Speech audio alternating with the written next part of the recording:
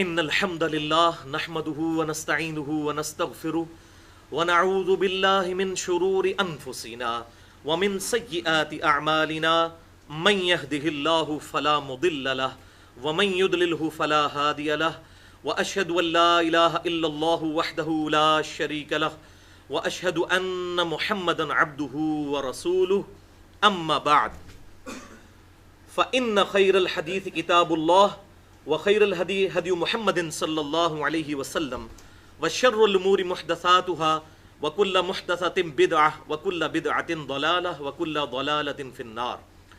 أعوذ بالله السميع العليم من الشيطان الرجيم من همزه ونفخه ونفثه. بسم الله الرحمن الرحيم. رب اشرح لي صدري ويسر لي أمري واحلل عقدة من لساني يفقهوا قولي. بسم الله الرحمن الرحيم. ان اللہ وملائکتہ یصلون علی النبی یا ایھا الذین آمنوا صلوا علیہ وسلموا تسلیما اللہم صل علی محمد وعلی آل محمد کما صلیت علی ابراہیم وعلی آل ابراہیم انک حمید مجید اللہم بارک علی محمد وعلی آل محمد کما بارکت علی ابراہیم وعلی آل ابراہیم انک حمید مجید. الحمدللہ آج 13 ستمبر 2014 کو ہفتے کے دن قرآن کلاس نمبر 142 میں 142 میں ہم انشاءاللہ تعالی سورۃ التوبہ کی 3 کریٹیکل آیات کو ان ڈیٹیل ڈسکس کریں گے، یعنی آیت نمبر 100، 101 اور 102، 100، 101 اور 102. اور ہماری یہ گفتگو انشاءاللہ ہماری ویب سائٹ اہلسنتپاک.com پر، ہمارے یوٹیوب کے چینل اور tune.pk کے چینل انجینئر محمد علی مرزا کے تھرو اپلوڈ ہوگی، اور اس کا عنوان ہوگا مسئلہ نمبر 96، عظمت صحابہ اکرام رضی اللہ عنہم اجمعین، رد منافقین اور سنی شیعہ اختلاف کا تحقیقی جائزہ. مسئلہ نمبر 96، عظمت صحابہ اکرام رضی اللہ عنہم اجمعین، رد منافقین اور سنی شیعہ اختلاف کا تحقیقی جائزہ. اس حوالے سے آپ کو ایک ریفرنس پیج مل چکا ہے جس پہ قرآن پاک میں سورۃ التوبہ کی یہ 3 آیات بھی درج ہیں، اور ساتھ ہی ساتھ کراس ریفرنس کے طور پر 6 مختلف مقامات سے آیات درج ہیں. انشاءاللہ ہماری یہ آج کی گفتگو ایک ویڈیو بک بننے جا رہی ہے اہل سنت اور اہل تشیع کے اختلاف کے حوالے سے. ایک ڈیسائسو انشاءاللہ یہ لیکچر ہوگا. آج کی گفتگو میں جتنی آیات آئیں گی میں ان کے نمبرز بھی بتا دوں گا، صورتوں کے نمبر بھی بتا دوں گا، کون کون سی صورت ہے اور اس کی کون سی آیت نمبر ہے. اور جو احادیث آئیں گی انشاءاللہ تمام کریٹیکل احادیث کے میں انشاءاللہ انٹرنیشنل نمبر بھی بتا دوں گا. علماء حرمین، بیروت اور دارالسلام کی انٹرنیشنل نمبرنگ کے مطابق، جس کے مطابق پوری دنیا میں عربی کتب شائع ہوتی ہیں. اس کے باوجود اگر کسی کی کوئی کیوری ہو تو لیکچر کے اینڈ پہ مجھ سے پوچھا جا سکتا ہے، یا بعد میں بھی میرا ای میل ایڈریس ہے mirza_95@yahoo.com، اس پہ بھی ای میل کر کے جواب لیا جا سکتا ہے. الحمدللہ میں روزانہ درجنوں اور بسا اوقات سینکڑوں ای میلز کے جواب فرقہ واریت کی لعنت سے بالا تر ہو کر دیتا ہوں، اور اللہ تعالیٰ کا شکر ادا کرتا ہوں کہ اللہ تعالیٰ نے ای دعوت کی توفیق دی، الیکٹرانک دعوت. اور تمہیداً میں آخری بات آج کے لیکچر کے حوالے سے بڑی ضروری ہے وہ کر دوں کہ بھائیو، آپ میں سے اکثر لوگ میرے ماضی کے بارے میں جانتے ہیں کہ میں تقریباً 31 سال تک بریلوی رہا، اور پھر 2008 میں کچھ عرصہ دیوبند کے ساتھ بھی گزرا، پھر اہل حدیث کے ساتھ بھی اور اہل تشیع کے ساتھ بھی. آج بھی میں تمام علماء سے رابطے میں رہتا ہوں، جس کی بھی حق بات ہے قبول کرتا ہوں، اور جہاں پر اختلاف ہو تو میں فرقہ واریت کی لعنت سے بچتے ہوئے حق بات پہنچانے کی کوشش کرتا ہوں بغیر کسی کلمہ گو اہل قبلہ کی تکفیر کیے، اور یہی ایک مسلمان کا ایٹیچیوڈ ہونا چاہیے. اور دوسرا اعلان یہ ہے جو میں اکثر کرتا ہوں کہ الحمدللہ میری روٹی دین کے ساتھ نہیں جڑی ہوئی، اور یہی وجہ ہے کہ میں نے فرقہ واریت کو 3 طلاقیں دے کر اور 4 تکبیریں پڑھ کر ہمیشہ کے لیے دفنا دیا ہے. اور یہ بات یاد رکھیے کہ جس کی روٹی دین کے ساتھ جڑ جائے وہ کبھی بھی آپ کو حق بات نہیں بتا سکتا. اللہ تعالیٰ سے دعا کریں کہ اللہ تعالیٰ اس دن سے پہلے کہ ہماری روٹی ہمارے دین کے ساتھ جڑ جائے، اللہ تعالی ہمیں ایمان و عافیت کے ساتھ مدینہ شریف میں موت، بقیع غرقد میں مدفن اور جنت الفردوس میں اپنے محبوب صلی اللہ علیہ وسلم کے مبارک قدموں میں جگہ عطا فرمائے، آمین۔ اب اس تمہیدی گفتگو کے بعد ہم آج کے لیکچر کی طرف بڑھتے ہیں۔ ایک دفعہ دروشی پڑھ لیجئے۔ اللہم صلی علی محمد وعلی آل محمد کما صلیت علی ابراہیم وعلی آل ابراہیم انک حمید مجید۔ اللہم بارک علی محمد وعلی آل محمد کما بارکت علی ابراہیم وعلی آل ابراہیم انک حمید مجید۔ سورۃ التوبہ آیت نمبر 100، 101 اور 102۔ اعوذ باللہ السمیع العلیم من الشیطان الرجیم، بسم اللہ الرحمن الرحیم۔ اپنا ریفرنس پیج اپنے سامنے کر لیجئے۔ والسابقون الاولون من المہاجرین والانصار، اور سبقت لے جانے والے اور پہلے پہل اسلام قبول کر لینے والے مہاجرین میں سے بھی اور انصار میں سے بھی، والذین اتبعوہم بإحسان، اور وہ لوگ بھی جنہوں نے بڑی نیکوکاری کے ساتھ ان سابقون الاولون کی پیروی کی، رضی اللہ عنہم ورضوا عنہ، اللہ ان سے راضی اور وہ اللہ سے راضی۔ بھائیو، یہ پہلی کیٹیگری اللہ تعالیٰ نے بیان فرمائی ہے۔ ان 3 آیات میں 3 کیٹیگری صحابہ اکرام علیہم رضوان کی بیان ہوئی ہیں۔ حضور صلی اللہ علیہ وسلم کی صحبت میں رہنے والے لوگ 3 طرح کے لوگ تھے۔ ان میں سے پہلی کیٹیگری یہ بیان ہوئی کہ سبقت لے جانے والے اور شروع میں پہلے پہل اسلام قبول کر لینے والے، اور بعد میں بھی جنہوں نے قبول کیا لیکن بڑی نیکوکاری کے ساتھ ان کی پیروی کی، اللہ ان سے راضی اور وہ اللہ سے راضی۔ وَأَعَدَّ لَهُمْ جَنَّاتٍ تَجْرِي تَحْتِهَا الْأَنْهَارُ، اللہ نے تیار کر رکھی ہے ان کے لیے جنت جس کے نیچے نہریں بہتی ہوں گی، خالدین فیہا ابدا، وہ اس میں رہیں گے ہمیشہ ہمیش۔ ذالک الفوز العظیم، یہ ہے بڑی کامیابی۔ اصل کامیابی یہ ہے جو سابقون الاولون اور احسان کے درجے پر ان کی پیروی کرنے والے لوگوں نے حاصل کی۔ یہی وہ آیت مبارکہ ہے جس کی وجہ سے ہم صحابہ اکرام علیہم رضوان کے لیے رضی اللہ عنہ یا رضی اللہ عنہم اجمعین کے الفاظ استعمال کرتے ہیں۔ اللہ ان سے راضی ہو، اللہ ان سب سے راضی ہو۔ اب دوسری کیٹیگری آ رہی ہے اگلی آیت میں، سورۃ التوبہ کی آیت نمبر 101۔ وَمِمَّنْ حَوْلَكُمْ مِنَ الْأَعْرَابِ مُنَافِقُونَ، اور اے محبوب صلی اللہ علیہ وسلم، آپ کے ارد گرد، اس بستی کے ارد گرد ایسے لوگ بھی ہیں اعراب میں سے، بادیہ نشینوں میں سے، بدوؤں میں سے، جو کہ منافق ہیں۔ وَمِنْ أَهْلِ الْمَدِينَةِ، اور مدینہ شریف میں بھی کئی ایسے لوگ ہیں جو منافق ہیں، آپ کے اصحاب میں ہی موجود ہیں وہ منافق۔ مردوا علی النفاق، وہ پکے ہو چکے ہیں منافقت میں۔ لا تعلمہم، اے محبوب صلی اللہ علیہ وسلم اور آپ کے جانثار صحابہ کرام علیہم رضوان، تم ان منافقین کو نہیں جانتے، تمہارے علم میں نہیں، تم ہی میں چھپے ہوئے ہیں لیکن تمہارے علم میں نہیں ہے۔ نحن نعلمہم، ہم ان کو جانتے ہیں، یعنی اللہ تعالیٰ فرماتا ہے وہ ہمارے علم میں ہے۔ سنعذبہم مرتین، ان قریب ہم انہیں دگنا عذاب دیں گے۔ ثم یردون الی عذاب عظیم، اور پھر اس کے بعد ان کو لوٹایا جائے گا بہت بڑے عذاب، یعنی قیامت کے دن کے عذاب کی طرف، وَلِعَوْذُ بِاللَّهِ تَعَالَى۔ یہ دوسری کیٹیگری آ گئی اصحاب کے اندر۔ اب آ رہی ہے جناب تیسری کیٹیگری۔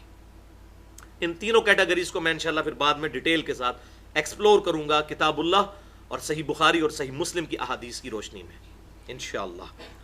تیسری کیٹیگری، وَآخَرُونَ اعْتَرَفُوا بِذُنُوبِهِمْ، اور ان کے علاوہ کچھ اور لوگ بھی ہیں آپ کے اصحاب میں جنہیں اپنے گناہوں کا اعتراف ہے۔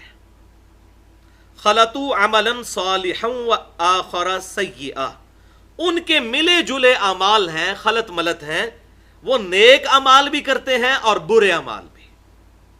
عَسَى اللَّهُ أَن يَتُوبَ عَلَيْهِمْ، قریب ہے کہ اللہ تعالیٰ ان کی توبہ قبول کرے۔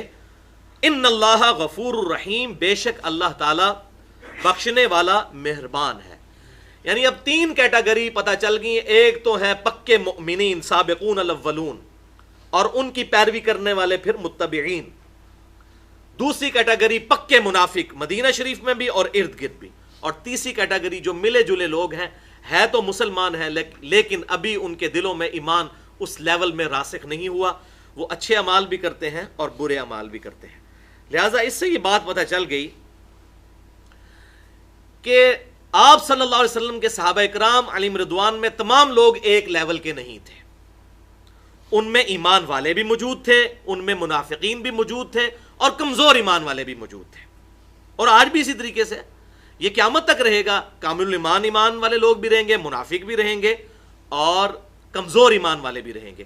اسی لیے سورۃ البقرہ کے ابتدا میں ہی اللہ تعالیٰ نے 3 کیٹیگریز مینلی بتا دی انسانوں کی۔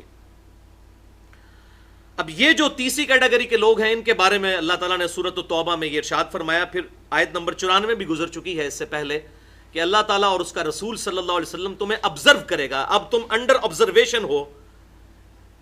جو ایسے کمزور لوگ ہیں جو غزوہ تبوک سے پیچھے رہ گئے تھے، کہ اب مستقبل میں تم کیسا پرفارم کرتے ہو، اس کے مطابق اللہ تعالیٰ تمہارے ساتھ فیصلہ کرے گا۔ اگر تم لوٹ آؤ گے ہمارے محبوب صلی اللہ علیہ وسلم کے قدموں میں پھر تو بالکل درست، اور اگر آپ صلی اللہ علیہ وسلم کی مخالفت کو اسی طریقے سے جاری رکھو گے تو پھر تمہارے ساتھ وہی معاملہ کیا جائے گا جو منافقین کے ساتھ ہونے والا ہے۔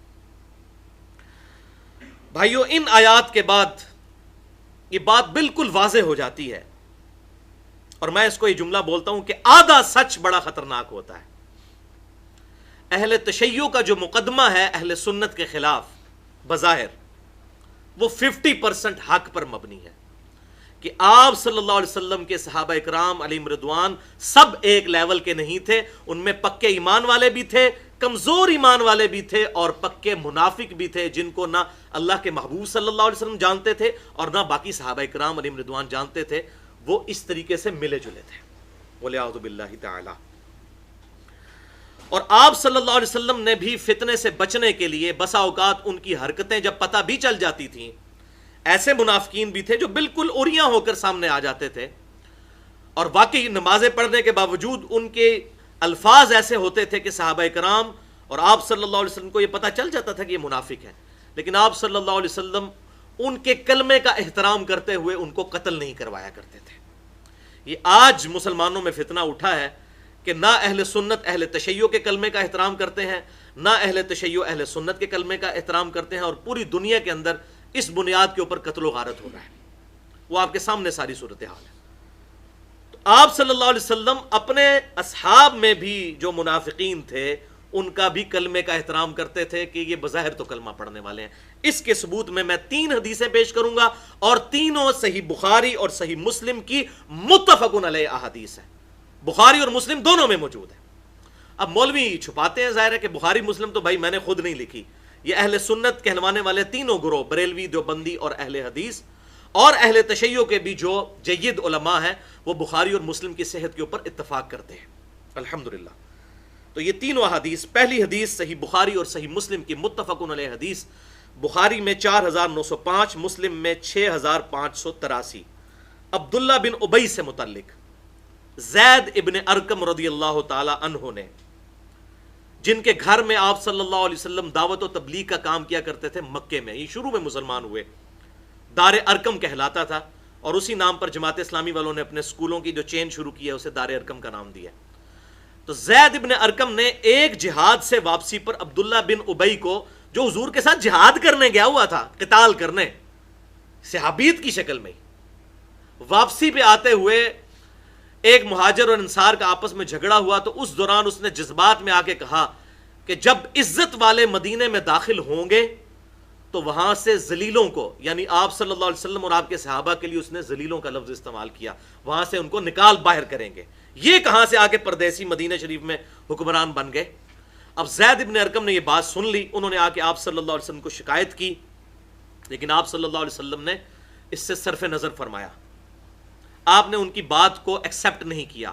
تو اللہ تعالیٰ نے زید ابن ارقم رضی اللہ تعالیٰ عنہ کی تائید میں سورۃ المنافقون کی آیت نمبر 8 نازل فرما دی، اور سیم وہی الفاظ جو زید ابن ارقم نے سنے تھے اور حضور سے شکایتاً کہے تھے، وہ قرآن میں نازل ہوئے سورۃ المنافقون کی آیت نمبر 8 میں، کہ یہ منافق یہ کہتے ہیں کہ جب عزت والے مدینے میں داخل ہوں گے تو وہاں سے ذلیلوں کو نکالیں گے، سن لو عزت تو اللہ کے لیے ہے، اس کے رسول کے لیے ہے، مومنین کے لیے ہے، لیکن یہ منافقین نہیں جانتے۔ یہ تائید زید ابن ارقم کی گئی، اور جب یہ کنفرم ہو گیا تو سیدنا عمر فاروق رضی اللہ تعالیٰ عنہ کھڑے ہوئے، انہوں نے کہا یا رسول اللہ آپ اجازت دیں میں اس منافق کی گردن اتار دوں، عبداللہ ابن ابی کی۔ تو حضور نے وہاں فرمایا کہ عمر چھوڑ دو، ورنہ لوگ کہیں گے یہ اپنے صحابہ کو قتل کرواتا ہے، یعنی آپ نے اس کو قانوناً صحابی ایکسپٹ کیا، لوگ کہیں گے یہ اپنے صحابہ، کلمہ گو تو تھا وہ۔ اور یہی وہ حدیث ہے جس کا ایک طرق ہے صحیح بخاری میں 4906، جس میں واقعہ حرہ کا ذکر موجود ہے، جو قتل حسین رضی اللہ عنہ کے بعد اہل مدینہ نے یزید ابن معاویہ کی بیعت توڑ دی تھی، تو اس نے پھر مدینے پر چڑھائی کی اور اہل مدینہ کا قتل عام کیا، وہاں پر زنا کروایا معاذ اللہ اپنی فوجوں کے ذریعے۔ یہ ایک دردناک ایک داستان ہے، اور کتنے صحابہ اور تابعین اس میں شہید ہوئے یزید کی فوجوں کے ہاتھوں۔ تو بخاری میں 4906 نمبر حدیث یہی زید ابن ارقم رضی اللہ تعالیٰ عنہ کے کانٹیکسٹ میں اس میں واقعہ حرہ کا بھی ذکر موجود ہے کہ جب واقعہ حرہ ہوا تو انس ابن مالک بڑے غمزدہ تھے، یہ بخاری کے الفاظ میں پڑھ رہا ہوں، تو زید ابن ارقم نے ان کو خط لکھا اور کہا کہ آپ غمگین کیوں ہوتے ہیں؟ اللہ نے انصار کے لیے اور ان کی اولاد کے لیے دعا کی تھی، اور ہمیں بتایا تھا، اللہ کے محبوب صلی اللہ علیہ وسلم نے دعا کی تھی اور ہمیں بتایا تھا کہ میرے بعد انصار کے ساتھ ظلم ہوں گے۔ تو انس ابن مالک کی وہ ڈھارس بندی، انہوں نے وہ جب خط پڑھ کر سنایا تو پھر اپنے ساتھیوں کو بتایا یہ زید بن ارقم وہ ہے جس کی شان میں سورۃ المنافقون کی آیت نازل ہوئی تھی، آیت نمبر 8۔ اور قربان جاؤں امام بخاری سورۃ المنافقون کی تفسیر والے چیپٹر میں صحیح بخاری میں 4906 نمبر حدیث یہی لے آئے اور یہ بتایا کہ واقعہ حرہ بھی ہوا تھا اور زید ابن ارقم کو اس چیز کا غم تھا اور انس ابن مالک کو بھی غم تھا، الحمدللہ۔ لہٰذا یہ بخاری سے بھی یہ بات ثابت ہوئی۔ دوسری حدیث بھی صحیح بخاری اور صحیح مسلم کی متفق علیہ حدیث ہے، بخاری میں 6933، مسلم میں 2449، ابن ذوالخویسرہ التمیمی النجدی کے بارے میں۔ یہ وہ خبیث تھا جس نے علل انان مال غنیمت کی تقسیم پر امام کائنات سید الاولین والآخرین شفیع المذنبین رحمت للعالمین سیدنا و مولانا امام اعظم محمد رسول اللہ صلی اللہ علیہ وسلم پر تان کرتے ہوئے کہا تھا اتق اللہ یا محمد، اے محمد اللہ سے ڈر اور انصاف کر، ولیعوذ باللہ تعالی۔ تو حضور نے فرمایا اگر میں انصاف کرنے والا نہیں تو اور کون ہوگا؟ سیدنا خالد ابن ولید کھڑے ہوئے، سیدنا عمر خطاب رضی اللہ تعالیٰ عنہ کھڑے ہوئے اور کہا یا رسول اللہ آپ اجازت دیں اس خبیث کی ہم گردن یہاں اتار دیں۔ آپ نے فرمایا کہ چھوڑ دو، اگر اس کو قتل کیا تو لوگ کہیں گے محمد اپنے صحابہ کو قتل کرواتا ہے۔ تو ابن ذوالخویسرہ التمیمی کے کلمے کا بھی حضور نے احترام کیا، اس کو بھی کہا صحابی کے درجے میں، صحبت کرنے والے ہے تو وہ منافق تھے۔ بال یہ پوری حدیث جو نجدیوں کے حوالے سے ہے، یہ خوارج پھر ظاہر ہوئے، حضور صلی اللہ علیہ وسلم نے اس میں ہی فرمایا کہ اس کی نسل میں سے خوارج پیدا ہوں گے، اور بخاری اور مسلم میں پورے چیپٹرز ہیں جس میں مولا علی رضی اللہ تعالیٰ عنہ کا وہ قتال ہے جو نہروان کے مقام پر انہی خوارج کے خلاف کیا گیا۔ اور مولا کا مطلب ہے دلی محبوب، جو حدیث متواترہ ہے غدیر خم کے موقع پر امام کائنات صلی اللہ علیہ وسلم نے مولا علی رضی اللہ تعالیٰ عنہ کا یوں ہاتھ پکڑ کر صحابہ کے سامنے بلند کیا۔ جامعہ ترمذی میں انٹرنیشنل نمبر کے مطابق 3713 نمبر حدیث ہے، اور فرمایا من کنت مولاہ فہذا علی مولا، جس کا مولا میں ہوں اس کا مولا علی، یعنی جس کا دلی محبوب میں ہوں اس کا دلی محبوب علی رضی اللہ تعالیٰ عنہ ہونے چاہیے۔ ہم اپنے علماء کے لیے بھی مولانا کا لفظ استعمال کرتے ہیں۔ سورہ التحریم کی آیت نمبر 4 میں آیا کہ نبی صلی اللہ علیہ وسلم کا مولا ہے اللہ، جبرائیل، فرشتے اور ایمان والے، اور یہ تمام نبی صلی اللہ علیہ وسلم کے مولا ہیں اور نبی صلی اللہ علیہ وسلم ان کے مولا ہیں۔ اور سورہ الاحزاب میں آیا النبی اولا بالمؤمنین من انفسہم، نبی صلی اللہ علیہ وسلم مومنین کی جانوں سے زیادہ ان پر حق رکھتے ہیں، اور نبی کی بیویاں امت کی مائیں ہیں۔ تو اولا مولا کا مطلب ہے دلی محبوب، اردو میں بھی اولا کا لفظ استعمال ہوتا ہے قریبی کے لیے، اولا قریبی۔ تو مولا علی کا وہ قتال، وہ ڈیٹیل سے جتنی احادیث ہیں وہ میں نے مسئلہ نمبر 94 میں بیان کی ہیں، جس کا عنوان تھا غزوہ تبوک کے موقع پر مومنین صحابہ اور منافقین کے کردار کا فرق۔ 85 منٹ کی گفتگو ہے، اس میں میں نے ابن ذوالخویسرہ التمیمی کے بارے میں ڈیٹیل سے گفتگو کی ہے۔ آج محل نہیں کہ میں اسے بیان کروں۔ بہرحال مولا علی رضی اللہ تعالیٰ عنہ نے قتال کیا ان کے خلاف خوارج کے، اور نہروان کے مقام پر اللہ تعالیٰ نے مولا علی کو فتح دی۔ اور یہاں پر مجھے وہ ضمناً حدیث بھی یاد آ گئی، صحیح مسلم میں کتاب الایمان چیپٹر میں انٹرنیشنل نمبرنگ کے مطابق 240 نمبر حدیث ہے کہ آپ صلی اللہ علیہ وسلم نے ارشاد فرمایا علی سے محبت نہیں رکھے گا مگر مؤمن اور علی سے بغض نہیں رکھے گا مگر منافق. لہٰذا یہ مولا کی تشریح صحیح مسلم میں بھی ہو جاتی ہے کہ علی سے محبت رکھنا ایمان کا لٹمس ٹیسٹ ہے. It is the litmus test of ایمان، محبت علی رضی اللہ عنہ. بھائیو پورے قرآن پاک میں کہیں پر بھی منافقین کو یا ایھا الذین نافقوا کہہ کر مخاطب نہیں کیا گیا. حیران کن بات ہے. پورے قرآن میں آپ کو یا ایھا الذین آمنوا ملے گا، یا ایھا الکافرون ملے گا، اے کفر کرنے والو، اے ایمان لانے والو، لیکن اے منافقت کرنے والو یہ آپ کو پورے قرآن میں نہیں ملے گا، کیونکہ قرآن پاک نے بھی ان کے ظاہراً کلمے کا احترام کرتے ہوئے منافقین کو بھی قرآن میں یا ایھا الذین آمنوا کہہ کر ہی مخاطب کیا گیا ہے. اے وہ لوگ جو ایمان لائے ہو یا ایمان لانے کا دعویٰ کرتے ہو. قانوناً تو وہ مسلمان تھے، قانوناً وہ صحابی بھی تھے، کلمہ گو تھے. اس کے ثبوت میں سورۃ التوبہ کی آیت نمبر 38 ہے، سورۃ النساء کی آیت نمبر 137 سے لے کر 147 ہے، سورہ آل عمران میں 167 نمبر آیت ہے، اور اسی میں پھر وہ سورہ آل عمران میں ہی غزوہ احد کا بھی ذکر آیا کہ جب عبداللہ ابن ابی 300 اپنے ساتھی لے کر غزوہ احد سے الگ ہو گیا تھا. وہ حضور کے ساتھ قتال کرنے جا رہے تھے صلی اللہ علیہ وسلم. 1000 صحابہ نکلے تھے، 300 الگ ہو گئے. تو وہ منافقین تھے، کلمہ گوئی تھے. تو منافق کی ڈیفینیشن کیا ہے، منافق کی نشانیاں کیا ہیں، منافق کا شرعی حکم کیا ہے، اعتقادی منافق کیا ہوتا ہے، عملی منافق کیا ہوتا ہے، منافقت کا علاج کیا ہے. سورۃ النساء کی آیت نمبر 137 سے 47 کے دوران جب یہ آیات آئی تھی تو میں نے وہ گفتگو کی تھی جو مسئلہ نمبر 34 کے نام سے اہل سنت پاک.com پہ اپلوڈ ہے. 40 منٹ کی گفتگو ہے، جسے شوق ہو تو وہ دیکھ سکتا ہے. یہ تو وہ منافقین تھے جن کا پتہ چل گیا. اب تیسری حدیث ان منافقین سے متعلق ہے کہ جن کے بارے میں عام مسلمانوں کو پتہ ہی نہیں تھا کہ وہ منافق ہیں. البتہ جب ان کی ایکٹیویٹیز سامنے آتی تھیں تو پھر اندازہ ہوتا تھا، پھر بھی ان کے نام صیغہ راز میں رہے. اس کے ثبوت میں مشہور اصحاب عقبہ ہیں، گھاٹی والے اصحاب، جو حضور صلی اللہ علیہ وسلم کے ساتھ غزوہ تبوک میں بھی ساتھ گئے، جو مشکل ترین غزوہ تھا، مشکل ترین وہ جنگ ہونے والی تھی. رومن امپائر سے ٹکرانا تھا 1.5 لاکھ کی فوج کے ساتھ. تو یہ حضور صلی اللہ علیہ وسلم کے ساتھ گئے، اور ان کے جو باقی جو قریبی تھے انہوں نے پیچھے مسجد درار بنا لی مسجد نبوی کے مقابلے پر. اور پھر اللہ کے محبوب صلی اللہ علیہ وسلم کو حکم ہوا کہ مسجد کو آگ لگائیں، اور آپ نے کبھی اس مسجد میں داخل بھی نہیں ہونا. یہ منافقت کی بنیاد پہ بنائی گئی مسجد، کیونکہ یہ منافقین تو مسلمانوں پہ 4 تکبیریں پڑھ چکے تھے کہ رومن امپائر سے ٹکرانے جا رہے ہیں. ان کا بھی ایمان تو ہے نہیں تھا. ان کو کہاں یہ یقین تھا کہ اللہ کے رسول ہیں، اللہ ان کی حفاظت کرے گا. 30,000 کے لشکر کے ساتھ 1.5-2 لاکھ کی فوج مقابلے پر آئی. رومن امپائر کیسر روم لیکن دہشت زدہ ہو کر وہاں سے بھاگ گیا، لڑائی کے لیے تیار نہیں ہوا. حضور صلی اللہ علیہ وسلم 20 دن تک وہاں رہے، ارد گرد کے قبائل کے ساتھ آپ صلی اللہ علیہ وسلم نے معاہدے کیے، اور پوری دنیا پر انٹرنیشنل لیول پہ مسلمانوں کی دھاک بیٹھ گئی کہ رومن امپائر مسلمانوں 30,000 جانثار صحابہ کرام علیہم رضوان کا مقابلہ نہیں کر سکی. اور انہی منافقین میں وہ اصحاب عقبہ تھے، گھاٹی والے اصحاب، ساتھ گئے غزوہ تبوک پہ، اور واپسی پہ حضور صلی اللہ علیہ وسلم کو قتل کرنے کی سازش کی، شہید کرنے کی. اور اس سازش کا ذکر سورۃ التوبہ کی آیت نمبر 74 میں گزر چکا ہے. اس کا ذکر بخاری میں بھی ہے اور مسلم میں بھی.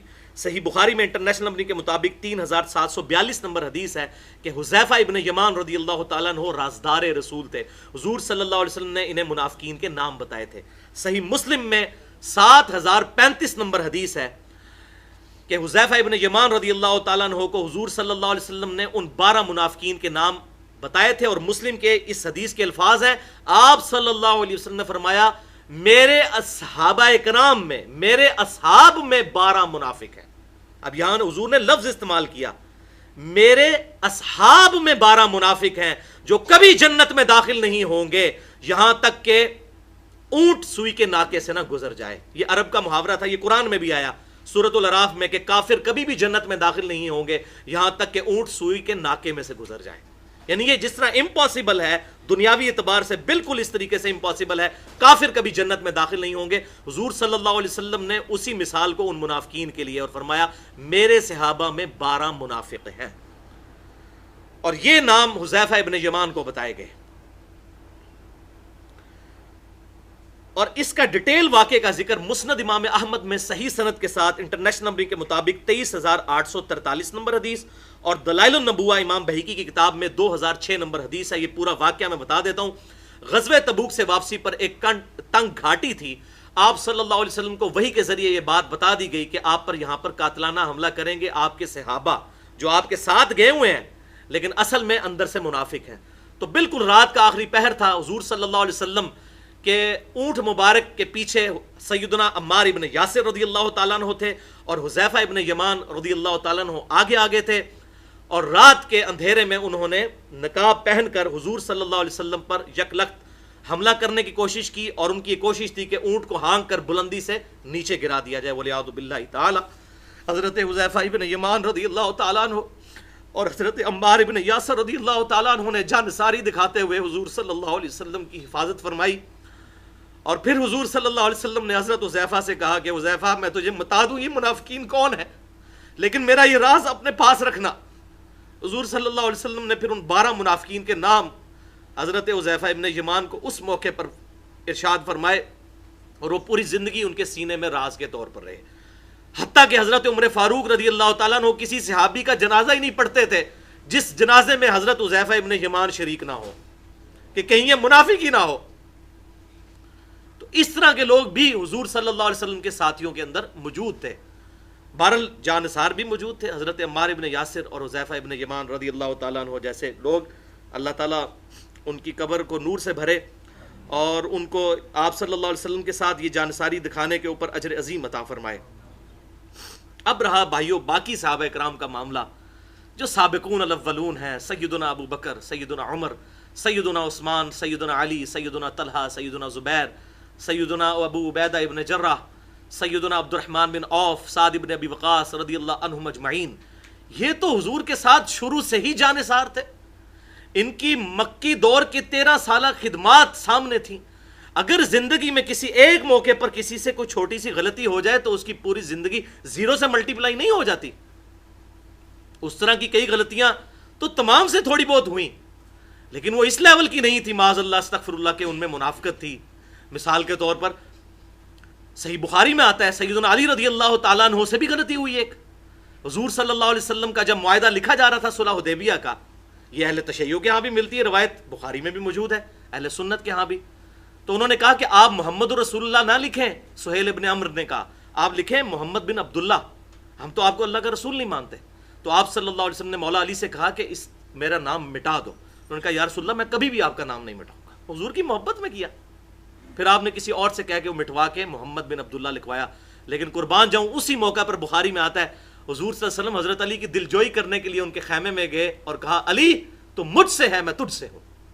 حضور نے ان کی اس بات کو بھی نافرمانی کے طور پر شمار نہیں کیا۔ اس قسم کے واقعات حضرت عمر سے بھی ہوئے۔ اسی صلح حدیبیہ کے موقع پر جب دب کے یہ صلح کی گئی بظاہر، تو حضرت عمر فاروق رضی اللہ تعالیٰ نے کہا یا رسول اللہ کیا ہم سچے نہیں ہیں؟ صحیح بخاری میں آتا ہے۔ تو حضرت ابو بکر نے ڈانٹا اور کہا عمر ڈر، یہ اللہ کے رسول ہے۔ اور حضرت عمر کہتے ہیں میں پوری زندگی روتا تھا کہ میں نے حضور سے اس طرح بات کیوں کی جا کے، لیکن یہ ایک آدھ واقعے سے کسی کی پوری زندگی زیرو سے ملٹیپلائی نہیں ہو جاتی کہ آپ اس کو منافق کہنا شروع کر دیں۔ منافقین ضرور موجود تھے، جو بعد میں پھر ایسے لوگ بھی تھے جن کا نفاق سامنے آیا، اور بعض ایسے بھی تھے جو حضور صلی اللہ علیہ وسلم کی وفات کے بعد مرتد بھی ہو گئے، ایمان ہی چھوڑ گئے حضور کی وفات کے بعد۔ ان کا ذکر میں انشاءاللہ اینڈ پہ جا کر کروں گا بخاری اور مسلم کے حوالے سے۔ ابھی ہم جو سابقون الاولون، جو شروع سے ایمان لانے والے، ایمان میں سبقت لے جانے والے لوگ، مولا علی جیسے لوگ، مولا ابو بکر جیسے لوگ، مولا عمر جیسے لوگ، مولا عثمان جیسے لوگ، زید ابن حارثہ جیسے لوگ، سعید ابن زید جیسے لوگ، سعد ابن ابی وقاص جیسے لوگ رضی اللہ عنہم اجمعین، ان کی شان میں قرآن پاک کیا کہتا ہے اور صحیح الاسناد احادیث کیا کہتی ہیں، میں اس کو ڈسکس کروں۔ تو اس حوالے سے یہ بات سمجھ لیں کہ صحابہ کرام علیہم رضوان کی 3 مینلی کیٹیگریز تھیں، ایمان والوں کی کیٹیگریز جو ایمان لے آئے۔ 3 بینچ مارک ہیں۔ پہلے نمبر پہ وہ لوگ ہیں جو ہجرت مدینہ سے پہلے ایمان لے کر آئے، یعنی مہاجرین، یہ سب سے اعلیٰ درجے کے مسلمان ہیں۔ تو ہجرت پہلا بینچ مارک ہے، ہجرت سے پہلے ایمان لانے والے اور ہجرت کے بعد ایمان لانے والے۔ دوسرا بینچ مارک ہے صلح حدیبیہ سے پہلے ایمان لانے والے اور صلح حدیبیہ کے بعد ایمان لانے والے، کیونکہ صلح حدیبیہ سے پہلے ایمان لانے کا مطلب تھا پھینٹی، اور صلح حدیبیہ کے بعد تو سارے لوگ ایمان لا رہے تھے کیونکہ مسلمانوں کو غلبہ ہو گیا تھا۔ اور تیسرا بینچ مارک ہے فتح مکہ سے پہلے ایمان لانے والے اور فتح مکہ کے بعد، وہ تو بالکل اینڈ پہ، صلح حدیبیہ کے بھی بعد۔ یہ تین بینچ مارک ہیں، اور اس میں سے پہلا بینچ مارک تو ہم سن چکے سورۃ التوبہ کی آیت نمبر 100 میں، کہ جو مہاجرین ہیں اور انصار ہیں جو سبقت لے گئے وہ اول نمبر پہ ہیں۔ اگلی جو دو کیٹیگریز کے لوگ ہیں ان کا ذکر اب آپ کے ریفرنس نمبر 1 پہ اب آ جائے، سورۃ الفتح کی آیت نمبر 18۔ اعوذ باللہ من الشیطان الرجیم، بسم اللہ الرحمن الرحیم۔ لقد رضی اللہ عن المؤمنین، لقد رضی اللہ عن المؤمنین، بے شک اللہ تعالیٰ راضی ہو گیا مومنین سے، اذ یبایعونک تحت الشجرہ، جبکہ اے محبوب صلی اللہ علیہ وسلم وہ درخت کے نیچے آپ کی بیعت کر رہے تھے صلح حدیبیہ کے موقع پر، جب سیدنا عثمان غنی رضی اللہ تعالیٰ عنہ کی شہادت کی خبر عام ہو گئی، صحیح بخاری میں موجود ہے، تو حضور صلی اللہ علیہ وسلم نے پھر 1400 صحابہ جو ساتھ تھے ان سے بیعت لی، موت کے اوپر بیعت لی کہ اب ہم یہاں سے واپس نہیں جائیں گے جب تک کہ قتل عثمان کا بدلہ نہ لے لیں، لیکن وہ افواہ تھی، بعد میں حضرت عثمان غنی آ گئے، بل یہ معاملہ اس طریقے سے ہوا۔ تو اللہ تعالیٰ نے فرمایا کہ اللہ ان سے راضی ہو گیا ہے، ان مومنین سے، وہ 1400 کے قریب، کہ جنہوں نے آپ صلی اللہ علیہ وسلم کی بیعت کی درخت کے نیچے۔ فعلم ما فی قلوبہم، تو اللہ تعالیٰ نے جانچ لیا جو ان کے دلوں میں تھا، انہوں نے اپنا ایمان ہونا ثابت کر دیا۔ فانزل السکینۃ علیہم، تو اللہ نے ان پر سکینت، سکون نازل فرمایا۔ واثابہم فتحا قریبا، اور بطور انعام انہیں بالکل قریبی فتح عطا فرما دی، یعنی صلح حدیبیہ ایک فتح ہے۔ کیوں فتح ہے؟ کہ پہلی دفعہ کفار مکہ نے مسلمانوں کو ایز اے پاور تسلیم کر لیا تھا۔ اس سے پہلے وہ بدر میں مسلمانوں پر چڑھائی کے لیے آئے، احد میں آئے، خندق میں آئے، لیکن صلح حدیبیہ کے موقع پر انہوں نے جنگ کرنے کی بجائے صلح کی طرف اپنے آپ کو آمادہ کیا، یعنی مسلمانوں کو ایز اے پاور تسلیم کر لیا، اور یہیں سے فتح شروع ہوئی۔ اور مسلمانوں کا گراف پھر نیچے نہیں آیا صلح حدیبیہ کے بعد، یہاں تک کہ حضرت عمر کے دور میں جا کے پھر دونوں سپر پاورز بھی، رومن امپائر بھی گری اور پرشین امپائر بھی۔ اللہ تعالیٰ نے اپنے محبوب صلی اللہ علیہ وسلم کے جانثاروں کو دنیا جہان کی دولتیں ان کے قدموں میں ڈھیر فرمائی، الحمدللہ۔ دوسرا ریفرنس سورۃ الفتح کی آیت نمبر 29، آخری آیت ہے، بڑی مشہور آیت، محمد الرسول اللہ، محمد صلی اللہ علیہ وسلم اللہ کے رسول ہیں، والذین معہ، اور جو ان کے ساتھی ہیں، اشداء علی الکفار، وہ کافروں پر تو بڑے سخت ہیں، رحماء بینہم، لیکن آپس میں بڑے نرم دل ہیں، ایک دوسرے کا خیال رکھنے والے۔ لیکن یاد رکھیے گا یہ تمام صحابہ کے بارے میں نہیں ہے، یہ صلح حدیبیہ کے موقع پر آیات نازل ہوئی ہیں، اس سے مراد بعد کے لوگ نہیں ہیں، یہ وہ 1400 صحابہ کی شان ہے۔ اسی لیے میں نے اوپر وہ آیت رکھی تھی کہ اللہ کس سے راضی ہوا؟ صلح حدیبیہ کے، اور انہی کے کانٹیکسٹ میں یہ آخری آیت اسی صورت کی آ رہی ہے کہ یہ وہ صحابہ ہیں۔ اب یہ پکڑ کے وہ فتح مکہ کے بعد جو معافیاں مانگ کے مسلمان ہوئے، پوری زندگی اسلام کی پیٹھ میں چھرا گھونپتے رہے اور بعد میں موت کے ڈر سے کلمہ پڑھ لیا، ان کے اوپر یہ آیات لگانا تو یہ قرآن پاک کے ساتھ خیانت کرنا ہے، اور اپنا لقمہ قرآن کے منہ میں ڈالنے والی بات ہے، اس سے بڑی کوئی خیانت نہیں ہو سکتی۔ تو یہ میں نے کانٹیکسٹ کے طور پہ بتایا کہ یہ کس کے لیے، وہ 1400 صحابہ جنہوں نے اصحاب شجرہ جن کو کہا جاتا ہے، یہ آپس میں نرم دل ہیں اور کافروں پر سخت ہیں۔ تراہم رکعا سجدا یبتغون فضلا من اللہ ورضوانا، تم انہیں دیکھو گے سجدے کی حالت میں بھی اور رکوع کی حالت میں بھی اپنے رب کا فضل تلاش کرتے ہوئے اور اس کی رضا کے حصول کے لیے۔ سیماہم فی وجوہہم من اثر السجود، ان کے چہرے سے ان کے سجدوں کی علامات ان کے چہرے کی رونق بتاتی ہے۔ اور کئی کو پریکٹیکلی مرحب بھی ڈلے ہوئے تھے، جس کو ہم کہتے ہیں نشان پڑ جانا سجدے کا، ضروری نہیں کہ سب کو پڑھے، لیکن بہرحال ان کے چہرے پر رونق تھی ان کی رات کی عبادتوں کی اور اللہ کے حضور جھکنے کی۔ ذالک مثلہم فی التوراۃ، ان کی مثال اللہ نے ان کی صفات تو تورات میں بیان کی تھی اصحاب رسول صلی اللہ علیہ وسلم کی، ومثلہم فی الانجیل، اور ان کی مثال انجیل میں بھی آئی تھی، لیکن یہ وہ پرٹیکولر لوگ ہیں جو صلح حدیبیہ سے پہلے مسلمان ہوئے۔ کزرع اخرج شطأہ، ان کی مثال اس کھیتی کسی ہے جس کی کومپل نکلے، فآزرہ پھر وہ مضبوط ہو، تقویت پکڑے، فاستغلظ فاستوى اور پھر وہ مضبوطی کے ساتھ سیدھی کھڑی ہو جائے جیسے ایک کومپل پھوٹتی ہے، علی سوقہ اپنے تنے پر، یعجب الزراع لیغیظ بہم الکفار اور ایسی کھیتی یہ پھیل جائے کہ وہ کسان کو بھلی معلوم ہو۔ آپ صلی اللہ علیہ وسلم اکیلے تھے اور پھر اب آپ کے ساتھ اتنی جانثار صحابہ کی جماعت تیار ہو گئی، یہ پوری ایک فصل تیار ہو گئی۔ اب اس کھیتی کا کسان یعنی آپ صلی اللہ علیہ وسلم اس کھیتی کو دیکھتے ہیں تو خوش ہوتے ہیں، یہ مثال کے طور پر بیان فرمایا گیا۔ لیغیظ بہم الکفار تاکہ کافروں کے دل جلیں۔ وعد اللہ الذین آمنوا وعملوا الصالحات اللہ نے وعدہ کیا ہے ایمان والوں کے ساتھ جو ایمان لائیں اور نیک اعمال کریں، منہم مغفرۃ واجرا عظیما ان میں سے جو ہوں گے ان کے لیے اجر عظیم ہے اور مغفرت ہے۔ اب یہاں بھی آپ دیکھ لیں صحابہ کے بارے میں کہا ان میں سے، تمام صحابہ نہیں، منہم ان صحابہ میں سے بھی جو صحیح ایمان والے ہوں گے، جو نیک اعمال کریں گے مستقبل میں بھی اور مغفرت والے ہوں گے اور وہ بخشش والے ہوں گے۔ یہ منہم اس طرف جو جا رہا ہے اس کی تفصیل میں اگلی آیات میں خود کر دوں گا انشاءاللہ کہ منہم کا لفظ کیوں استعمال کیا گیا۔ تیسرا ریفرنس سورۃ الحدید کی آیت نمبر 10، یہ ہے وہ تیسرا بینچ مارک۔ وَمَا لَكُمْ أَلَّا تُنْفِقُوا فِي سَبِيلِ اللَّهِ اور تمہیں کیا ہوا ہے کہ تم اللہ کی راہ میں خرچ نہیں کرتے۔ وَلِلَّهِ مِيرَاثُ السَّمَاوَاتِ وَالْأَرْضِ جبکہ زمین و آسمان کی ساری ملکیت اللہ ہی کی ہے۔ لا يستوی منکم من انفق من قبل الفتح وقاتل تم میں سے جو لوگ فتح مکہ سے پہلے ایمان لے کر آئے، اللہ کی راہ میں انہوں نے خرچ کیا اور اللہ کی راہ میں جہاد اور قتال کیا، وہ کبھی بھی برابر نہیں ہو سکتے۔ اولئک اعظم درجہ وہ تو درجے میں بہت بلند ہیں، من الذین انفقوا من بعد وقاتلوا ان لوگوں سے کہ جو بعد میں ایمان لے کر آئے اور انہوں نے بعد میں قتال کیا، یعنی فتح مکہ سے پہلے ایمان لانے والے لوگ اور بعد والے کبھی بھی برابر نہیں ہو سکتے۔ لیکن وَكُلٌّ وَعَدَ الْحُسْنَى اب جو ایمان لے آئے ہیں سب کے ساتھ اللہ تعالیٰ کا اچھا وعدہ ہے، جو صحیح طریقے سے اب بھی پرفارم کرے گا تو یہ نہیں کہا جائے گا کہ تم جونیئر مسلمان ہو اور وہ سینئر مسلمان ہے، ان کا مرتبہ اپنی جگہ، لیکن تمہارے لیے بھی اللہ تعالیٰ نے سب کے لیے اچھا وعدہ رکھا ہے۔ وَاللَّهُ بِمَا تَعْمَلُونَ خَبِيرٌ اور اللہ تعالیٰ خوب جانتا ہے جو وہ اعمال کر رہے ہیں، یعنی اوپن لائسنس نہیں دے دیا کہ اعمال کی بنیاد پہ فیصلہ ہونا ہے، یہ نہیں کہ خالی کلمہ پڑھ لیا تو اب جنت جو ہے گارنٹیڈ ہو گئی ہے، حضور کو دیکھ لیا تو اب گارنٹیڈ ہو گئی ہے، اس طریقے سے نہیں ہوگا۔ اللہ تعالیٰ تمہارے اعمال سے باخبر ہے، دیکھے گا۔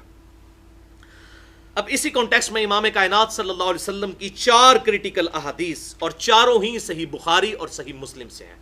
آپ اندازہ کریں میں باہر نہیں نکل رہا اس لیے کہ وہ پھر بعد میں کوئی ایسا چکر نہ کریں، اگر باہر بھی نکلوں گا تو جو بالکل ایگریڈ اپان حدیث ہوگی بخاری اور مسلم کے علاوہ اگر میں وہی حدیث پیش کروں گا۔ بہرحال یہ چاروں حدیثیں بخاری اور مسلم کی ہیں۔ پہلی حدیث بخاری اور مسلم کی متفقن علیہ حدیث، انہی کامل الایمان مومنین کے بارے میں، بخاری میں 3650، مسلم میں 6475۔ آپ صلی اللہ علیہ وسلم نے فرمایا سب سے بہتر زمانہ میرا ہے، اس کے بعد ان کا جو میرے بعد آئیں گے اور اس کے بعد ان کا جو ان کے بعد آئیں گے، یعنی آپ صلی اللہ علیہ وسلم کے صحابہ اکرام، آپ کے تابعین اور پھر ان کے آگے تبع تابعین، یہ بہترین زمانہ ہوگا۔ اور تیسرے ایک اور ترک میں آتا ہے کہ تبع تابعین کے لیے بھی، اس میں تو تابعین تک آیا، تبع تابعین والا ترک بھی صحیح مسلم میں موجود ہے۔ پھر فرمایا آپ صلی اللہ علیہ وسلم نے اس کے بعد امانت میں خیانت کرنے والے لوگ آئیں گے، یعنی جیسے ہی یہ تبع تابعین فوت ہونا شروع ہوں گے تو دین میں پولوشن زیادہ آنی شروع ہو جائے گی۔ نمبر 1 امانت میں خیانت کرنے والے، نمبر 2 جھوٹی گواہی دینے والے، اور نمبر 3 موٹاپے کو پسند کرنے والے۔ ظاہر ہے پوری دنیا میں مسلمانوں کی حکومت پھیل جائے، پھر لوگوں کو گھر بیٹھے ہوئے سارے وظیفے لگے ہوئے تھے، حرام خوریوں کی عادت پڑ گئی تھی اور پیٹ پھر لوگوں کے نکلتے تھے، تو یہ 3 چیزیں عام ہو جائیں گی۔ اچھا یہی حدیث جب سنن نسائی الکبریٰ میں آتی ہے انٹرنیشنل نمبرنگ کے مطابق 9222، تو اس میں الفاظ یہ ہیں اکرموا اصحابی، میرے صحابہ کی عزت کیا کرو کیونکہ وہ تم میں سب سے بہتر ہیں، ان کے بعد وہ جو ان کے بعد آئیں گے اور ان کے بعد وہ جو ان کے بعد آئیں گے۔ دوسری حدیث بھی صحیح مسلم کے اندر موجود ہے، بخاری میں بھی ہے لیکن میں مسلم کا ترک پیش کر رہا ہوں، 6488، یہی وہ حدیث ہے جو عموماً آدھی بیان کی جاتی ہے صرف چند حقائق پر پردہ ڈالنے کے لیے، لیکن میں پوری بیان کروں گا انشاءاللہ، کیونکہ میں نے فرقہ واریت کو 3 طلاقیں دے کر 4 تکبیریں پڑھ کر دفنا دیا ہے۔ صحیح مسلم 6488۔ ایک مرتبہ سیدنا عبد الرحمن بن عوف رضی اللہ تعالیٰ عنہ اور حضرت خالد ابن ولید رضی اللہ تعالیٰ عنہ کے درمیان جھگڑا ہو گیا بحیثیت انسان۔ تو سیدنا خالد ابن ولید رضی اللہ تعالیٰ عنہ نے جذبات میں آ کے عبد الرحمن بن عوف رضی اللہ تعالیٰ عنہ کو گالیاں دے دی۔ حضور صلی اللہ علیہ وسلم کی خدمت میں یہ شکایت پہنچی تو آپ صلی اللہ علیہ وسلم نے حضرت خالد ابن ولید رضی اللہ تعالیٰ عنہ کو بلا کر ڈانٹا اور فرمایا، خالد میرے صحابہ کو گالی مت دو، اب تم، کس کو کہا؟ خالد ابن ولید کو، مجھے آپ کو نہیں کہا، 14ویں صدی کے مولویوں کو نہیں کہا، خالد ابن ولید کو کہا، خالد اب تم احد پہاڑ کے برابر بھی سونا خیرات کر دو نا تو میرے صحابہ نے، حالانکہ صحابی تو خالد ابن ولید بھی تھے، حضور نے بینچ مارک کر دیا کہ خالد تو اس وقت صحابی بنا ہے جب اسلام کا گولڈن پیریڈ شروع ہو چکا ہے، اور عبد الرحمن بن عوف اس وقت جب مارے کھانے کی باری تھی صلح حدیبیہ سے پہلے کا میرا صحابی ہے، اور تو اب آ کے میرے صحابی کو گالی نکال رہا ہے۔ خالد میرے صحابی کو گالی مت نکال، اگر تو اب احد پہاڑ کے برابر سونا بھی خیرات کر دے تو میرے صحابہ نے جو ایک مد گندم خیرات کی، آج کا تقریباً 650 گرام بنتا ہے، 1 کلو کا بھی چوتھا حصہ، آدھا حصہ 1 کلو گرام کا، اور پھر فرمایا نہ اس مد کو پہنچ سکتا ہے نہ اس کے آدھے کو، یعنی 1 کلو کے چوتھے حصے کو بھی تیری یہ جو صحابہ نے اس وقت گندم خیرات کی تھی، تیرا احد پہاڑ کے برابر سونا خیرات کرنا ان کے برابر نہیں ہو سکتا۔ یہ وہ حدیث ہے جی، میرے صحابہ کو برا مت کہو، میرے صحابہ کو گالی مت دو، اور بھائی دسو یہ ہے کہ بارے چ ہے کیوں؟ بیسیکلی وہ چھپانا چاہتے ہیں کہ حضرت امیر معاویہ رضی اللہ تعالیٰ عنہ کے دور میں جو حضرت علی پر ممبروں پر لعنت کی جاتی تھی، گالیاں نکالی جاتی تھی، وہ پردہ ڈالنے کے لیے پھر یہ بتاتے نہیں ہیں کیونکہ ان پہ بھی فتویٰ فٹ ہوگا۔ تو بھائی یہ بات یاد رکھیں، بخاری اور مسلم کی متفق علیہ حدیث ہے کہ اگر میری بیٹی فاطمہ بھی چوری کرے تو اس کے بھی ہاتھ میں کٹوا دو۔ اسلام جو ہے وہ 2 نمبری نہیں کرتا، اسلام میں رولز ریگولیشن سب کے لیے برابر ہے۔ بل انشاءاللہ میں اس ٹاپک کو اینڈ پہ کنکلوڈ کروں گا۔ تیسری حدیث بھی صحیح مسلم میں ہے، حضرت بلال حبشی رضی اللہ تعالیٰ عنہ کے فضائل کے چیپٹر میں، اور یہ حدیث میں حیران ہوں، یہ میں نے نہ آج تک کہیں پڑھی تھی، حالانکہ یہ صحیح مسلم میں ہے، نہ آج تک سنی تھی۔ یہ بھی اللہ تعالیٰ نے یہ تحفہ عطا فرمایا، یہ ایکسپلور ہوئی اس لیکچر کو تلاش کرتے ہوئے۔ اس سے پہلے یہ لیکچر بھی میں نے کئی سالوں میں تیار کیا ہے، میں آہستہ آہستہ نوٹس بناتا رہتا تھا۔ صحیح مسلم میں انٹرنیشنل نمبر کے مطابق 6412، فتح مکہ کے موقع پر جب ابو سفیان نے اسلام قبول کر لیا، کیونکہ سورۃ التوبہ کے اندر آیا کہ 4 مہینے کا ٹائم ہے، یا تو اسلام قبول کرو یا جزیرہ نما عرب چھوڑ کر یہاں سے چلے جاؤ ورنہ قتل کیے جاؤ گے، عذاب استیصال آئے گا تم پر اللہ کی طرف سے۔ تو اس وقت ابو سفیان نے بھی کلمہ پڑھ لیا۔ اب ابو سفیان صحابہ کرام کے جھمگٹے سے گزر رہا تھا، اور صحابی کوئی عام صحابہ نہیں تھے، حضرت سلمان فارسی، حضرت صہیب رومی اور حضرت بلال حبشی رضی اللہ عنہم اجمعین، ٹاپ کے صحابہ، یہ سابقون الاولون۔ ان صحابہ کو تو خیر اہل تشیع بھی مانتے ہیں، یہ موجود تھے۔ تو ابو سفیان کلمہ پڑھنے کے بعد جب وہاں سے گزرا، ان کو بھی پتا تھا یہ مسلمان ہو چکا ہے، تو حضرت بلال نے کہا کہ اللہ کی قسم، اللہ کی تلواروں نے دشمن خدا سے ابھی تک حق قبول نہیں کیا، یعنی ہماری کبھی خواہش نہیں تھی کہ تو کلمہ پڑھتا، پوری زندگی تو حضور کا مخالف رہا، آج تو کلمہ پڑھ کے بچ گیا، ہماری تلواریں آج بھی پیاسی ہیں کہ تیری گردن اتاری جائے، لیکن کلمے کا احترام کر رہے ہیں تیرے کا۔ اب حضرت ابو بکر صدیق بھی وہاں موجود تھے، وہ بھی سابقون الاولون میں سے۔ تو حضرت ابو بکر صدیق نے حضرت بلال کو ڈانٹا اور کہا کہ تو نے ابو سفیان کے بارے میں ایسی بات کیوں کی، وہ نیو مسلم ہے اور مکے کا سردار ہے، اس کا دل دکھ جائے گا، ہم بھی ہوتے تو شاید یہی مشورہ دیتے۔ ڈانٹ کے حضور صلی اللہ علیہ وسلم کی خدمت میں حاضر ہوئے اور پورا واقعہ سنایا، یا رسول اللہ صلی اللہ علیہ وسلم اس طرح بلال نے بات کی تھی تو میں نے ان کو ڈانٹا۔ انہوں نے آ کے اپنی ایفیشنسی شو کی کہ میں نے اس کو ڈانٹا کہ دیکھو نیا نیا مسلمان ہوا ہے۔ آپ حیران ہوں گے، حضور صلی اللہ علیہ وسلم نے حضرت ابو بکر کو ڈانٹا، فرمایا ابو بکر جا کے معافی مانگ، تو نے بلال کا دل دکھا دیا۔ اس سے آپ اندازہ کریں حضور کو بھی یہ بات پتا تھی کہ یہ لوگ ڈر کے کلمہ پڑھنے والے لوگ ہیں، کبھی بھی یہ بلال حبشی اور سلمان فارسی اور صہیب رومی اور ابو بکر الصدیق اور عمر فاروق اور عثمان غنی اور علی المرتضیٰ کے برابر نہیں ہو سکتے۔ حضرت ابو بکر واپس آئے آ کے ان صحابہ سے معافی مانگی کہ تمہارا دل میں نے دکھایا، حالانکہ دل تو دکھا تھا ابو سفیان کا، لیکن حضور صلی اللہ علیہ وسلم کو یہ بات پتا تھی کہ اصل تو میرے جانثار یہ لوگ ہیں۔ بہرحال ہم حضرت ابو سفیان کو بھی رضی اللہ تعالیٰ عنہ کہتے ہیں، ان کے کلمے کا احترام کرتے ہیں۔ تو ابو سفیان اور ان کے بیٹے معاویہ بن ابی سفیان، انہوں نے فتح مکہ پر کلمہ پڑھ کے اسلام قبول کیا۔ چوتھی حدیث صحیح بخاری کے اندر ہے، جس کو میں کہتا ہوتا ہوں کڑوی گولی۔ یہ حدیث جو ہے یہ کڑوی گولی ہے، کڑوی گولی۔ انٹرنیشنل نمبر کے مطابق صحیح بخاری میں 4108 نمبر حدیث۔ جب تحکیم کا مسئلہ ہوا جنگ صفین کے بعد، تو اس وقت حضرت امیر معاویہ رضی اللہ تعالیٰ عنہ مدینہ شریف میں آئے، لوگوں کو جمع کر کے خطبہ دیا۔ اس خطبے میں اہل مدینہ سارے جمع تھے۔ حضرت عبداللہ ابن عمر رضی اللہ تعالیٰ عنہ اس مجلس میں نہیں گئے، تو حضور صلی اللہ علیہ وسلم کی زوجہ محترمہ سیدہ حفصہ رضی اللہ تعالیٰ عنہا، جو حضرت عبداللہ ابن عمر کی بہن بھی تھیں، انہوں نے عبداللہ بن عمر کو ڈانٹا اور کہا کہ جاؤ معاویہ کی تقریر جا کے سنو وہ کیا کہتے ہیں، اور بھائی تو وہاں جا، کہیں ایسا نہ ہو کہ تیری غیر موجودگی کی وجہ سے کوئی فتنہ شمار کر لیا جائے، کیونکہ جو حاضر نہیں ہوتا تھا سمجھا جاتا تھا یہ اب غدار ہے، یہ امیر معاویہ کی بیعت نہیں کرنا چاہتا۔ تو خیر حضرت عبداللہ بن عمر رضی اللہ تعالیٰ عنہ اس تقریر میں چلے گئے۔ صحیح بخاری 4108 اور غزوہ خندق کے چیپٹر میں ہے یہ حدیث۔ آپ حیران ہوں گے کہ غزوہ خندق کے چیپٹر میں کیوں ہے امام بخاری لے کر آئے، وہ میں بعد میں بتاتا ہوں۔ اب وہاں جب پہنچے تو حضرت امیر معاویہ رضی اللہ تعالیٰ عنہ نے عبداللہ بن عمر کی طرف کنایا کیا اور کہا کہ جسے خلافت کی خواہش ہے وہ اپنا سر اٹھائے، میں اس کے باپ سے بھی زیادہ خلافت کا حقدار ہوں، وَلِعَوْذُ بِاللَّهِ تعالی۔ یعنی عبداللہ بن عمر کو کہا کہ میں تیرے باپ حضرت عمر سے بھی زیادہ خلافت کا حق مجھے ہے، وَلِعَوْذُ بِاللَّهِ تعالی۔ یہ جرت کبھی حضرت علی نے نہیں کی، صحیح بخاری اٹھا کے دیکھ لیں، حضرت ابوبکر صدیق رضی اللہ تعالیٰ عنہ کا فضائل کا چیپٹر ہمارے ریسرچ پیپر پہ بھی حدیث لکھی ہے۔ حضرت علی کے بیٹے نے پوچھا بتائیے رسول اللہ کے بعد امت میں سب سے افضل کون ہے؟ تو حضرت علی نے کہا کہ ابو بکر۔ پوچھا کون، اس کے بعد کون؟ فرمایا عمر۔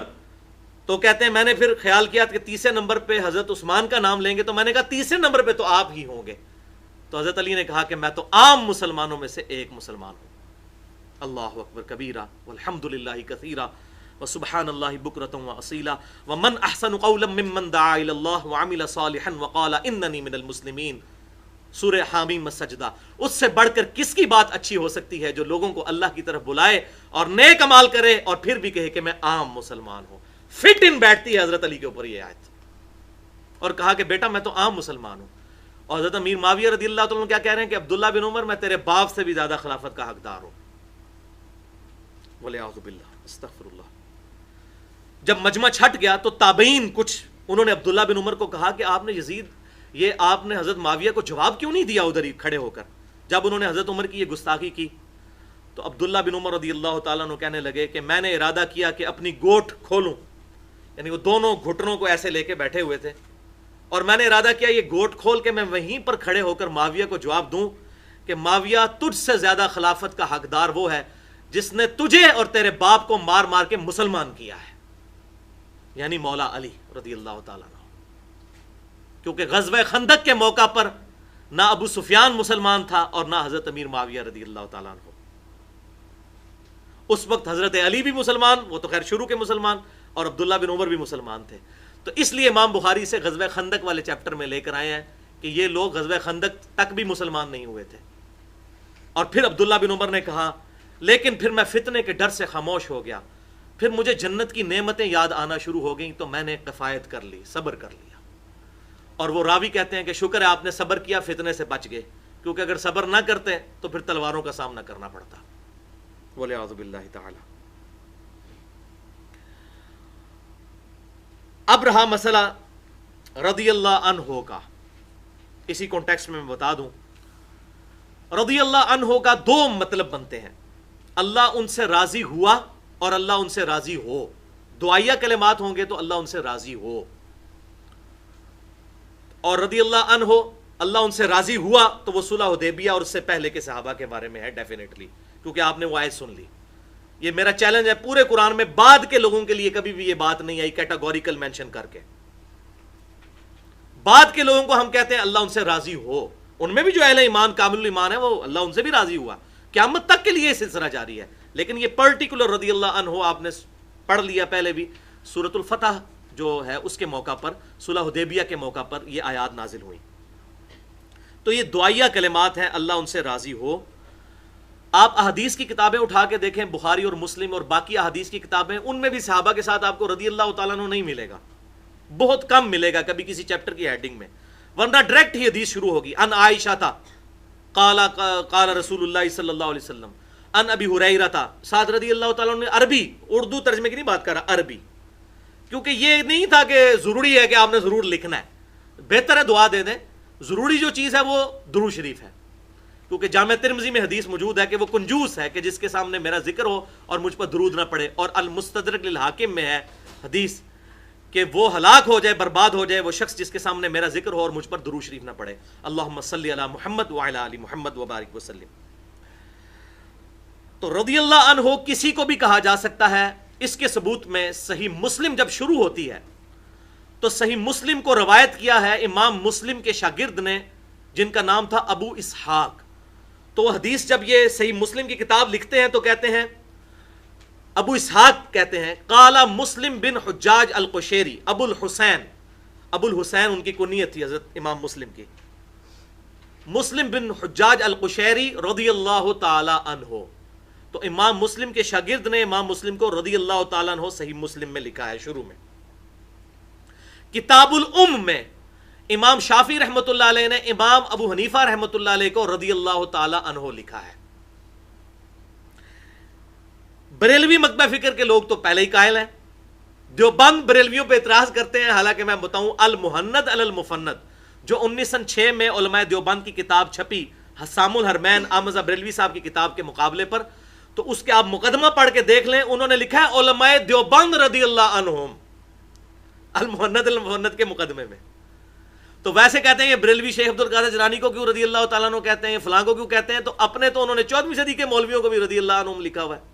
تو یہ سارے قائل ہیں کہ یہ دعائیہ طور پر کہا جا سکتا ہے، اللہ ان سے راضی ہو. ہم آپ کو بھی دعا دے سکتے ہیں، آپ مجھے بھی دعا دے سکتے ہیں. اس کے ثبوت میں قرآن پاک کی یہ دو آیات، ریفرنس 4 اور 5 آپ کے پیج پہ. اعوذ باللہ السمیع العلیم من الشیطان الرجیم، بسم اللہ الرحمن الرحیم.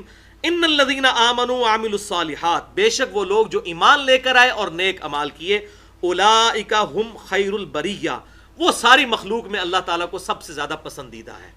ایمان والے لوگ، کافر ناپسندیدہ، ایمان والے پسندیدہ. جزاؤہم عند ربہم، ان کے لیے جزا ہے ان کے رب کے ہاں، جنات عدن تجری من تحتها الانہار، ہمیشہ کی جنتیں جن کے نیچے نہریں بہتی ہوں گی، خالدین فیہا، وہ رہیں گے اس میں ہمیشہ ابدا، ہمیشہ ہمیش. رضی اللہ عنہم ورضوا عنہ، وہ اللہ سے راضی اور اللہ ان سے راضی. تمام اہل ایمان کے لیے یہاں پہ آ گیا. ذالک لمن خشی ربہ، یہ ہر اس شخص کے لیے ہے جو اپنے رب سے ڈرے. ہر وہ شخص جو اپنے رب سے ڈرے اس کے لیے رضی اللہ عنہ ورضوا عنہ. تو ہم یہ الحمدللہ حسن ظن رکھتے ہیں کہ امام بخاری بھی رضی اللہ عنہ ہے، امام مسلم بھی رضی اللہ عنہ ہے، امام ابو داؤد بھی رضی اللہ عنہ ہے، امام ترمذی بھی رضی اللہ عنہ ہے، امام ابو حنیفہ رحمۃ اللہ علیہ بھی رضی اللہ عنہ ہے، امام شافعی بھی رضی اللہ عنہ ہے، امام مالک بھی رضی اللہ عنہ ہے، امام احمد بن حنبل بھی رضی اللہ عنہ ہے، امام جعفر الصادق بھی رضی اللہ عنہ ہے، امام باقر رضی اللہ عنہ ہے. الحمدللہ. اور اس سے بھی کلائمیکس جس کا کوئی تعویل ہی نہیں ہو سکتی وہ ریفرنس 5 ہے، سورۃ الفجر کی آیت نمبر 27 سے 30 تک. یہ جو ریفرنس 4 تھا سورۃ البینہ کی آیت نمبر 30 تھی، پارہ نمبر 30 کے اندر، آیت نمبر 7 اور 8 پارہ نمبر 30 میں. اور اب ریفرنس ہے سورۃ الفجر کی آیت نمبر 27 سے لے کر 30 تک، پارہ نمبر 30 میں. یا ایتھا النفس المطمئنہ، یہ ہر اہل ایمان کی موت کے وقت اللہ کی طرف سے یہ ندا آتی ہے، اے اطمینان والی جان، ارجعی الی ربک راضیۃ مرضیہ، اپنے رب کی طرف لوٹ اس حال میں کہ تو اپنے رب سے راضی اور تیرا رب تجھ سے راضی. رضی اللہ عنہ. فادخلی فی عبادی، آ میرے خاص بندوں میں داخل ہو، وادخلی جنتی، اور میری جنت میں داخل ہو جا. اب یہ تمام اہل ایمان کے لیے جو بھی نفس مطمئنہ ہے رضی اللہ عنہ کہہ سکتے ہیں، یہ جائز ہے. اور اس سے بھی بڑھ کر علیہ السلام یہ بھی کسی کو کہا جا سکتا ہے. یہ تو شیعہ سنی کا چکر بن گیا اور پھر عجیب طریقے سے مولویوں کی تقسیم ہے. ان چیزوں کے جواب کسی علماء کے پاس نہیں، سوائے اس کے کہ فتویٰ لگانا شروع کر دیں گے جی فلاں وہ جو ہے وہ فلاں شیعہ ہو گیا، فلاں ناسبی ہو گیا، فلاں جو ہے وہ نجدی ہو گیا، فلاں یہ ہو گیا، یہ فتوے ان سے لگوا لیں. علمی دلائل کسی کے پاس نہیں ہے. اب یہ حیران کن چیز ہے کہ علیہ السلام کا لفظ بھی استعمال ہم خود کرتے ہیں. نماز میں کیا پڑھتے ہیں؟ السلام علینا وعلی عباد اللہ الصالحین. بخاری اور مسلم کی متفق علیہ حدیث ہے. جب تم یہ پڑھو گے اللہ تعالیٰ ہر نیک بندے تک تمہارا سلام پہنچا دے گا. اپنے پر بھی سلام پڑھتے ہیں، وعلی عباد اللہ الصالحین، تمام نیک بندوں پر. اس میں فرشتے بھی شامل ہیں، صحابہ بھی، تابعین بھی، تبع تابعین بھی، قیامت تک آنے والے نیک لوگ شامل ہیں. پھر ہم جب قبرستان جاتے ہیں تو کیا دعا پڑھتے ہیں؟ صحیح مسلم میں جو دعا آئی، السلام علیکم اہل الدیار من المؤمنین والمسلمین. سلامتی ہم ان پر بھی بھیجتے ہیں. ایک دوسرے کو ملتے ہیں السلام علیکم. یہ ہم کیوں کر رہے ہوتے ہیں؟ سلامتی بھیج رہے ہوتے ہیں. تو مرنے کے زندگی میں بھی بھیجیے، اب مرنے کے بعد آپ مردوں کو بھی کہتے ہیں السلام علیکم. تو اس میں کوئی مسئلہ نہیں ہے، صرف شیعہ سنی کی ٹسل کی وجہ سے یہ مسئلہ کنٹراورشل بنا، ورنہ یہ ہے نہیں تھا اختلافی مسئلہ اس طریقے سے. اس کے ثبوت میں آپ کو حیران کن بات بتاؤں. صحیح بخاری میں انٹرنیشنل نمبرنگ کے مطابق 6318 نمبر حدیث میں امام بخاری رحمۃ اللہ علیہ نے سیدہ فاطمہ اور مولا علی رضی اللہ تعالیٰ عنہ کے ساتھ علیہم السلام لکھا ہے. ان دونوں پر سلامتی ہو، علیہم السلام. صحیح بخاری میں 3748 نمبر حدیث انٹرنیشنل نمبرنگ کے مطابق امام حسین کے ساتھ امام بخاری نے امام حسین کے فضائل والے چیپٹر میں یہ حدیث لی، امام حسین علیہ السلام انہوں نے لکھا. اور یہ خالی امام بخاری نہیں، امام ابو داؤد نے انٹرنیشنل نمبرنگ کے مطابق 4640 نمبر حدیث میں مولا علی کے ساتھ علی علیہ السلام لکھا. اور خالی امام ابو داؤد نہیں، امام ترمذی نے بھی انٹرنیشنل نمبرنگ کے مطابق 2226 نمبر حدیث میں امام علی علیہ السلام لکھا، سیدنا علی کے ساتھ علیہ السلام لکھا. الحمدللہ. تو یہ ہماری کریٹیکل گفتگو اس حوالے سے مکمل ہوئی. اب آخری حصے کی طرف آتے ہیں جو آپ کے پیج پہ ریفرنس نمبر 6 آخری ریفرنس ہے، انشاءاللہ اس کو میں نے ڈسکس کرنا ہے. ایک دفعہ دروشی پڑھ لیجئے. اللہم صلی علی محمد وعلی آل محمد کما صلیت علی ابراہیم وعلی آل ابراہیم انک حمید مجید. اللہم بارک علی محمد وعلی آل محمد کما بارکت علی ابراہیم وعلی آل ابراہیم انک حمید مجید. بھائیو یہ سب سے کریٹیکل گفتگو ہے، بڑا اٹینٹو ہو کے سننا ہے، اسے پوری توجہ رکھنی ہے، کیونکہ یہ اب نازک ترین مرحلے میں ہماری گفتگو داخل ہو چکی ہے. ریفرنس نمبر 6 سورۃ الحجرات کی آیت نمبر 14 اور 15. اعوذ باللہ السمیع العلیم من الشیطان الرجیم، بسم اللہ الرحمن الرحیم. قالت الاعراب آمنا. یہ بدو لوگ، پینڈو لوگ، عرابی لوگ فخریہ کہتے ہیں ہم ایمان لے کر آئے. اے نبی تم پر یہ احسان جتاتے ہیں. قل لم تؤمنو، اے محبوب صلی اللہ علیہ وسلم تم فرماؤ کہ تم ایمان نہیں لے کر آئے. ولیکن قولوا اسلمنا، بلکہ تم یہ کہو کہ ہم نے اسلام قبول کیا ہے. ولما يدخل الایمان فی قلوبکم، اور ابھی ایمان تمہارے دلوں میں داخل ہی نہیں ہوا. ایمان کہاں سے لے آئے؟ ایمان والوں نے تو پھینٹیاں کھائی ہوئی ہیں مکے میں. صلح حدیبیہ سے پہلے کیا کیا انہوں نے تکلیفیں اٹھائی ہوئی ہیں. آج آ کر ہمارے محبوب پر احسان جتاتے ہو. وَإِن تُطِيعُوا اللَّهَ وَرَسُولَهُ، اگر تم بھی اللہ کی اطاعت کرو گے اور اس کے رسول کی، یعنی کنٹینیوسلی آپ اطاعت اختیار کرو، لا یلتکم من اعمالکم شیئا، اللہ تعالیٰ تمہارے اعمال میں سے کسی چیز کو کم نہیں کرے گا. ان اللہ غفور رحیم، بے شک اللہ تعالیٰ بخشنے والا مہربان ہے. تم بھی اگر اپنے آپ کو صحیح طریقے سے پرفارم کرو گے تو تمہارا ایمان بھی اسی طرح ایکسیپٹ ہوگا جس طرح کے باقی مسلمانوں کا. لیکن ابھی یہ دعویٰ نہ کرو. اور یہی وہ لوگ تھے جو حضور کی وفات کے بعد مرتد ہوئے، وہ میں آپ بتاؤں گا بخاری اور مسلم سے انشاءاللہ. انما المؤمنون الذین آمنوا باللہ. اب یہ بھی سن لو کان کھول کر، تم ایمان کا دعویٰ کرتے ہو، ہے مسلمانوں ابھی تم ایمان والے نہیں ہوئے، جان لو بے شک ایمان والے تو وہ ہیں جو ایمان لاتے ہیں اللہ پر اور اس کے رسول پر، ورسولہ ثم لم یرتابوا، اور پھر کسی شک میں نہیں پڑتے. جب بھی قربانی مانگی جائے گی فوراً اپنے آپ کو پیش کریں گے، یا رسول اللہ جان حاضر ہے، شک میں نہیں پڑے. وجاہدوا باموالہم وانفسہم فی سبیل اللہ، اور ان کی نشانی یہ ہے کہ انہوں نے اپنی مال اور اپنی جان کے ذریعے، اپنے مال اور جان کے ذریعے اللہ کی راہ میں جہاد کیا. اولئک ھم الصادقون، ایسے لوگ ہیں اصل میں سچے. یہ اگر اپنے آپ کو کہیں نا کہ ہم مؤمن ہیں، ابو بکر و عمر عثمان و علی رضی اللہ عنہم اجمعین یہ کہیں تو یہ جچتا ہے، تم لوگ نہیں۔ تو بھائیو یہاں پر وہ تیسری کیٹیگری جو ہم نے سورۃ التوبہ کی آیت نمبر 102 میں پڑھی تھی کہ ابھی ایسے لوگ ہیں جو ملے جلے اعمال کرتے ہیں، اللہ تعالیٰ ان کے اعمال کو مستقبل میں دیکھے گا، یہ وہی اعراب ہیں جن کا یہاں پر ذکر آیا، وہ اہل مدینہ میں سے بھی تھے اور ارد گرد کے گاؤں ایریا میں سے بھی تھے، اور انہی لوگوں کی وجہ سے مسلمانوں کی اسٹرینتھ کا جو ریشو پروپورشن ہے وہ کم ہو گیا۔ وہ کس طریقے سے؟ سورۃ الانفال کے اندر ذکر آیا پہلے کہ ایک مسلمان 10 پر بھاری ہے، آیت نمبر 65 میں ایک مسلمان 10 کافروں پر بھاری ہے۔ پھر آیت نمبر 66 میں آیا کہ مسلمانوں اللہ نے تمہاری کمزوری کو جانچ لیا ہے۔ کیوں؟ کہ وہ جو ایک 10 پر بھاری تھا وہ تو شروع کے مسلمان تھے، اب تیزی سے لوگ اسلام قبول کر رہے تھے تو اوور آل ریشو گر گئی، تو اب ایک مسلمان 2 کافروں پر بھاری ہوگا، ایک 10 کی نسبت ڈراپ ہو کر ایک 2 پر آ گئی، آیت نمبر 66 میں سورۃ الانفال کی۔ اور اس کی پریکٹیکل مثال غزوہ حنین بھی ہے۔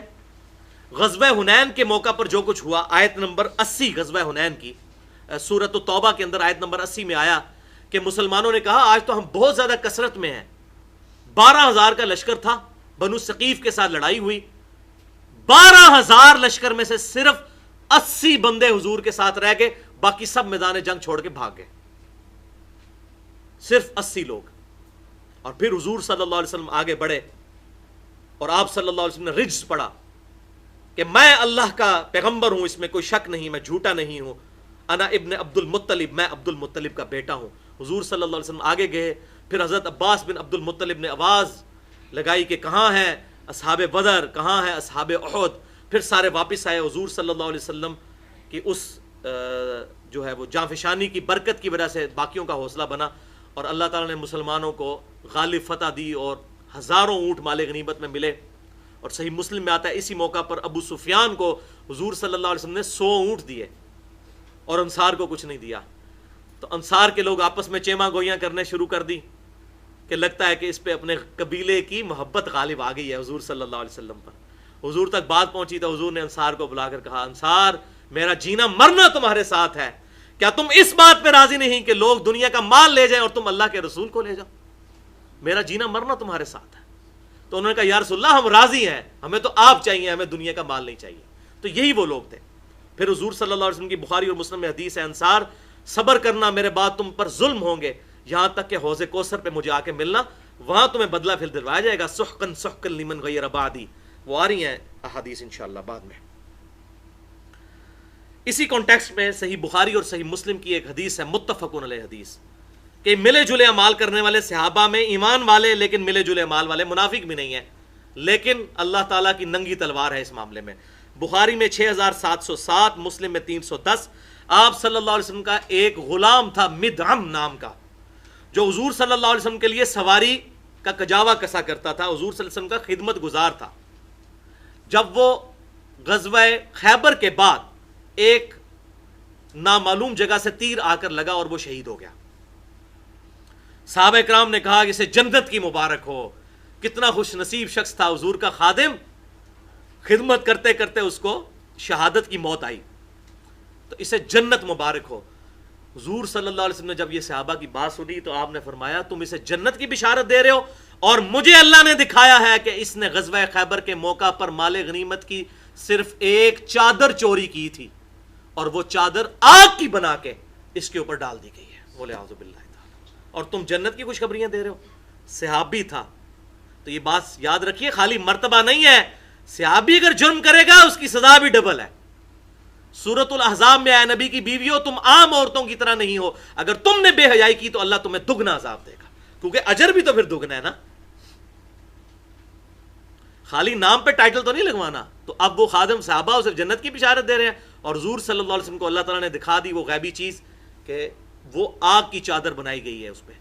اور صحابہ کہتے ہیں جب حضور نے یہ بات بیان کی تو مال غنیمت سے باقی صحابہ نے بھی جو چوریاں کی ہوئی تھی تھوڑی تھوڑی، سب نے لا کے مال غنیمت میں جمع کروائی، حتیٰ کہ کسی نے ایک تسمہ بھی اٹھایا تھا، وہ تسمہ بھی لا کے ایک رسی کا ٹکڑا بھی کہا یا رسول اللہ یہ رکھیں۔ اب یہ تھے اہل ایمان والوں کے، آپ دیکھیں فوراً سمعنا واطعنا۔ اور یہاں ہمارے بڑے بڑے لیڈر عوام کا پیسہ کھا جاتے ہیں, ان کو کوئی شرم و حیا نہیں آتی. جہاں دا لگتا وہ کھا جاتا ہے, چاہے لیڈر ہوئے تو پاویں چوکیدار لیول کا بندہ ہوئے, جس کا جتنا داؤ لگتا ہے وہ مال کھا جاتا ہے دوسروں کا, والعیاذ باللہ تعالی. اسی طرح نبی صلی اللہ علیہ وسلم کا صلح حدیبیہ کا صحابی, وہ دیکھ لیں, وہ تو اعلیٰ درجے کا صحابی ہے, بینچ مارک ہے, ابو الغادیہ رضی اللہ تعالیٰ عنہ. میں تو ان کو رضی اللہ تعالیٰ عنہ ہی کہوں گا, ان سے احادیث بھی روایت ہیں, لیکن ان پہ کیسا معاملہ آیا, ان پہ کیسی تقدیر غالب آئی کہ ابو الغادیہ رضی اللہ تعالیٰ عنہ سے جنگ صفین میں, یہ حضرت امیر معاویہ رضی اللہ تعالیٰ عنہ کی طرف تھے, اور عمار ابن Yasir chief of army staff تھے مولا علی کے. جنگ صفین میں انہوں نے عمار ابن یاسر کو شہید کر دیا, اور بعد میں پھر روتے تھے پوری زندگی. اس کا حوالہ بھی میں دیتا ہوں, مسند امام احمد میں انٹرنیشنل نمبر کے مطابق 16,744 نمبر حدیث ہے. سخت رویا کرتے تھے کہ مجھ سے عمار ابن یاسر قتل ہو گیا. اور مسند امام احمد میں انٹرنیشنل نمبر کے مطابق 17,811 نمبر حدیث, اور المستدرک للحاکم میں 5,661 نمبر حدیث ہے. اور شیخ البانی رحمہ اللہ نے سلسلہ حدیث صحیحہ میں بھی اسے جمع کیا ہے کہ آپ صلی اللہ علیہ وسلم نے فرمایا عمار کا قاتل اور اس کا مال لوٹنے والا دوزخ کی آگ میں ہے. اور ابو الغادیہ تھا وہ صلح حدیبیہ کا صحابی. اللہم ثبتنا علی الایمان, اللہم ثبتنا علی الاسلام, اللہم من نحییتہ منا فاحیہ علی الاسلام, ومن توفیتہ منا فتوفہ علی الایمان. بڑا ڈرنے کا مقام ہے. مجھے سنن طبرانی میں وہ سیدنا ابو دردہ رضی اللہ تعالیٰ عنہ کا قول یاد آ گیا. وہ کہا کرتے تھے, اصحاب صفہ میں سے تھے, اور اتنے عظیم الشان صحابی تھے کہ جب شام فتح ہوا تو سیدنا عمر رضی اللہ تعالیٰ عنہ نے چیف جسٹس آف شام بنا کے انہیں بھیجا. چیف جسٹس آف کوفہ سیدنا ابن مسعود رضی اللہ تعالیٰ عنہ کو بنایا, اور چیف جسٹس آف شام ابو دردہ کو. ابو دردہ یہ دعا کیا کرتے تھے, اللہم انی اعوذ بک من النفاق, اے اللہ میں نفاق سے تیری پناہ مانگتا ہوں. کچھ تابعین پاس تھے, انہوں نے کہا آپ بھی ابو دردہ؟ انہوں نے کہا اللہ کی قسم کوئی شخص اس بات سے مطمئن نہیں ہو سکتا کہ موت تک اس کا ایمان بھی سلامت رہے گا یا نہیں, والعیاذ باللہ تعالی.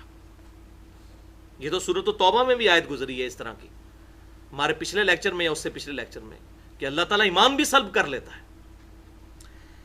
بہرحال یہ ابو الغادیہ سے ہوا, اللہ تعالیٰ ان کی نیک اعمال کے سبب ان کی غلطیوں کو معاف کرے. بہرحال ان پہ یہ چیز فٹ ہوئی, بلکہ صحیح بخاری میں انٹرنیشنل نمبر کے مطابق 2,812 نمبر حدیث ہے کہ آپ صلی اللہ علیہ وسلم نے فرمایا, یہ صحیح مسلم میں بھی ہے, بخاری کا نمبر میں نے بتا دیا, کہ عمار کو وہ باغی جماعت قتل کرے گی جو دوزخ کی طرف بلانے والی ہوگی,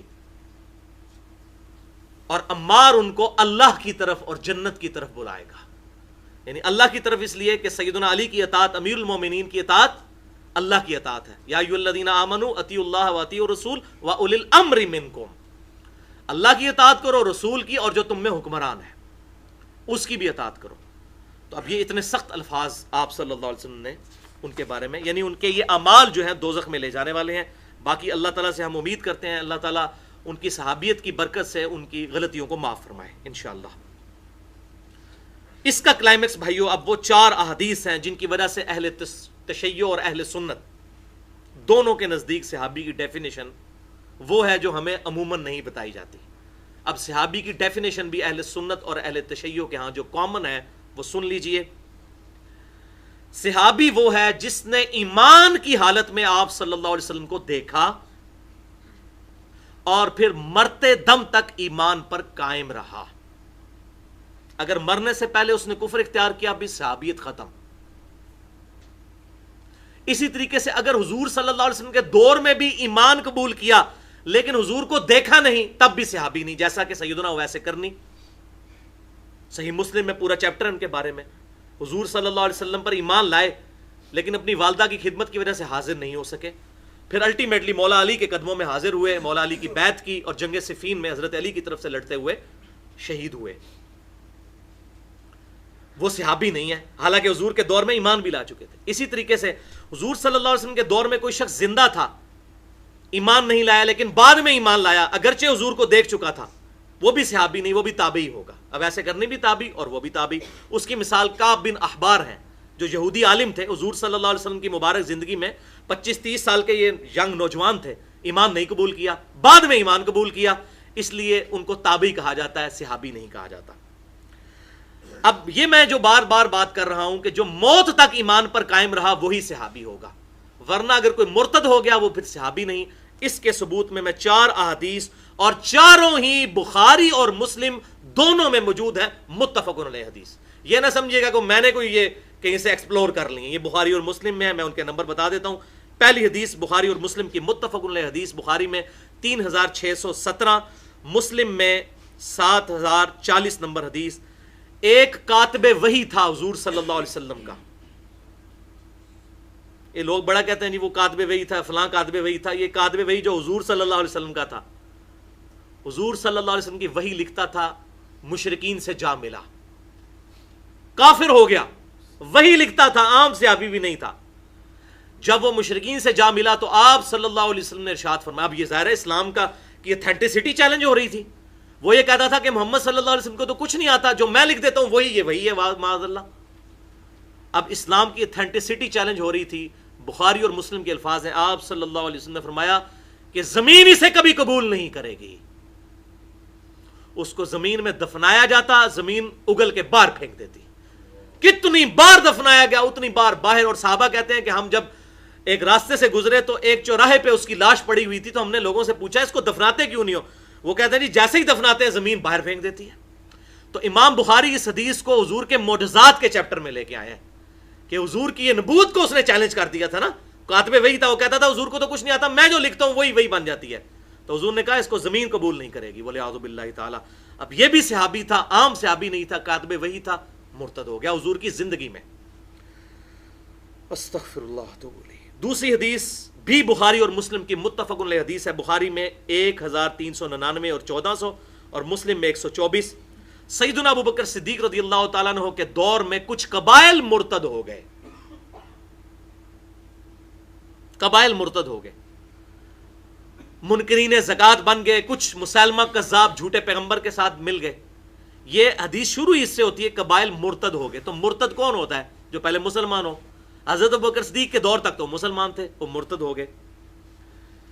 پھر سیدنا ابوبکر صدیق نے ان کے خلاف قتال کیا، جو میں نے مسئلہ نمبر 95A اور B زکوٰۃ سے متعلق اس میں ڈیٹیل سے یہ حدیث بیان کی ہے، اور کہا کہ زکوٰۃ اللہ کا حق ہے مال میں، جو نماز اور زکوٰۃ میں فرق کرے گا میں اس کے خلاف قتال کروں گا۔ اسی کانٹیکسٹ میں تیسری حدیث ہے، سنن دارمی کے مقدمے میں انٹرنیشنل نمبر کے مطابق 91 نمبر، اور المستدرک للحاکم میں 8518۔ امام حاکم نے بھی صحیح کہا، امام ذہبی نے بھی موافقت کی کہ جب یہ آیت نازل ہوئی، اذا جاء نصر اللہ والفتح ورأیت الناس يدخلون فی دین اللہ افواجا، اللہ کی طرف سے فتح آ گئی، یعنی فتح مکہ، اور اے محبوب صلی اللہ علیہ وسلم تم دیکھ رہے ہو کہ لوگ گروہ در گروہ دین میں داخل ہو رہے ہیں۔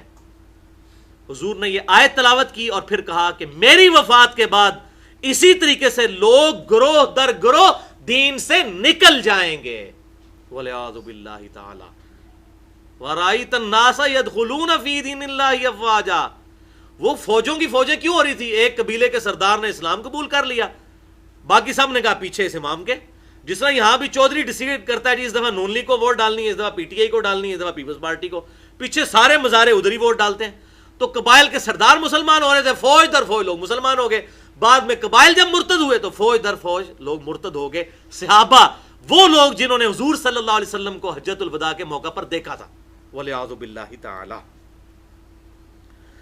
چوتھی حدیث بھی صحیح بخاری اور مسلم کی متفق علیہ حدیث ہے، بخاری میں 4625، مسلم اور 6576 اور مسلم میں 5978 اور 7201، اور یہ وہ حدیث ہے جس کے بخاری میں 10 طرق ہیں کم از کم۔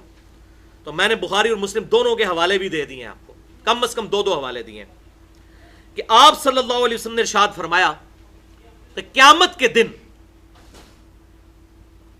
میرے صحابہ کو میرے حوض کوثر پہ لایا جائے گا۔ یہ پکڑ کے جو یہ بعض اہل حدیث بیچارے بریلوی دیوبندیوں پہ یہ حدیث لگا رہے ہوتے ہیں اور کہتے ہیں یہ بدعتیوں کے بارے میں ہے، تعویل خاص کے اعتبار سے یہ صحابہ کے بارے میں، تعویل عام میں چاہے وہ بریلوی ہو، دیوبندی ہو، اہل حدیث ہو، شیعہ ہو، جو بھی برے اعمال کرے گا وہ بھگتے گا۔ وہ تو بخاری مسلم کی حدیث ہے، میری بیٹی فاطمہ بھی چوری کرے گی اس کے بھی ہاتھ کٹیں گے۔ میرے صحابہ کو حوض کوثر پہ لایا جائے گا، اور میں کہوں گا یا ربی اصحابی اصحابی، یا میرے رب یہ میرے صحابہ ہیں، یہ میرے صحابہ ہیں، میں انہیں حوض کوثر سے جب مشروب پلانے لگوں گا ان کے اور میرے درمیان دیوار کھڑی کر دی جائے گی اور مجھے بتایا جائے گا اے اللہ کے محبوب صلی اللہ علیہ وسلم آپ کو نہیں پتا کہ یہ وہ لوگ ہیں جو آپ کی وفات کے بعد دین سے الٹے قدم پھر گئے تھے اور انہوں نے دین میں بدعتیں جاری کر دی تھیں۔ حضور صلی اللہ علیہ وسلم فرماتے ہیں پھر میں کہوں گا سحقن سحقن لمن غیر بعدی، سحقن سحقن لمن بدل بعدی، ان پہ پھٹکار ہو، ان کو مجھ سے دور کر دو جنہوں نے میری وفات کے بعد میرے دین کو بدل دیا، ان پہ پھٹکار ہو، ان کو مجھ سے دور کر دو جنہوں نے میرے دین کو بدل دیا۔ بولے اعوذ باللہ تعالی۔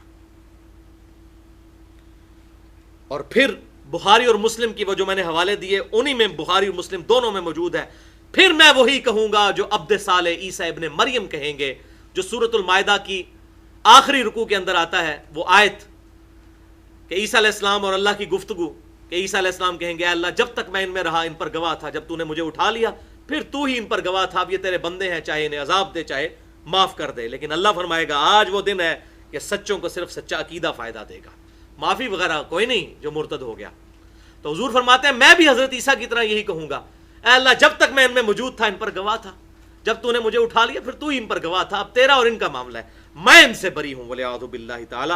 اور یہ جو میں نے تعویل کی ہے یہ تعویل نہیں ہے، یہ اس کی تشریح ہے، بخاری اور مسلم میں موجود ہے۔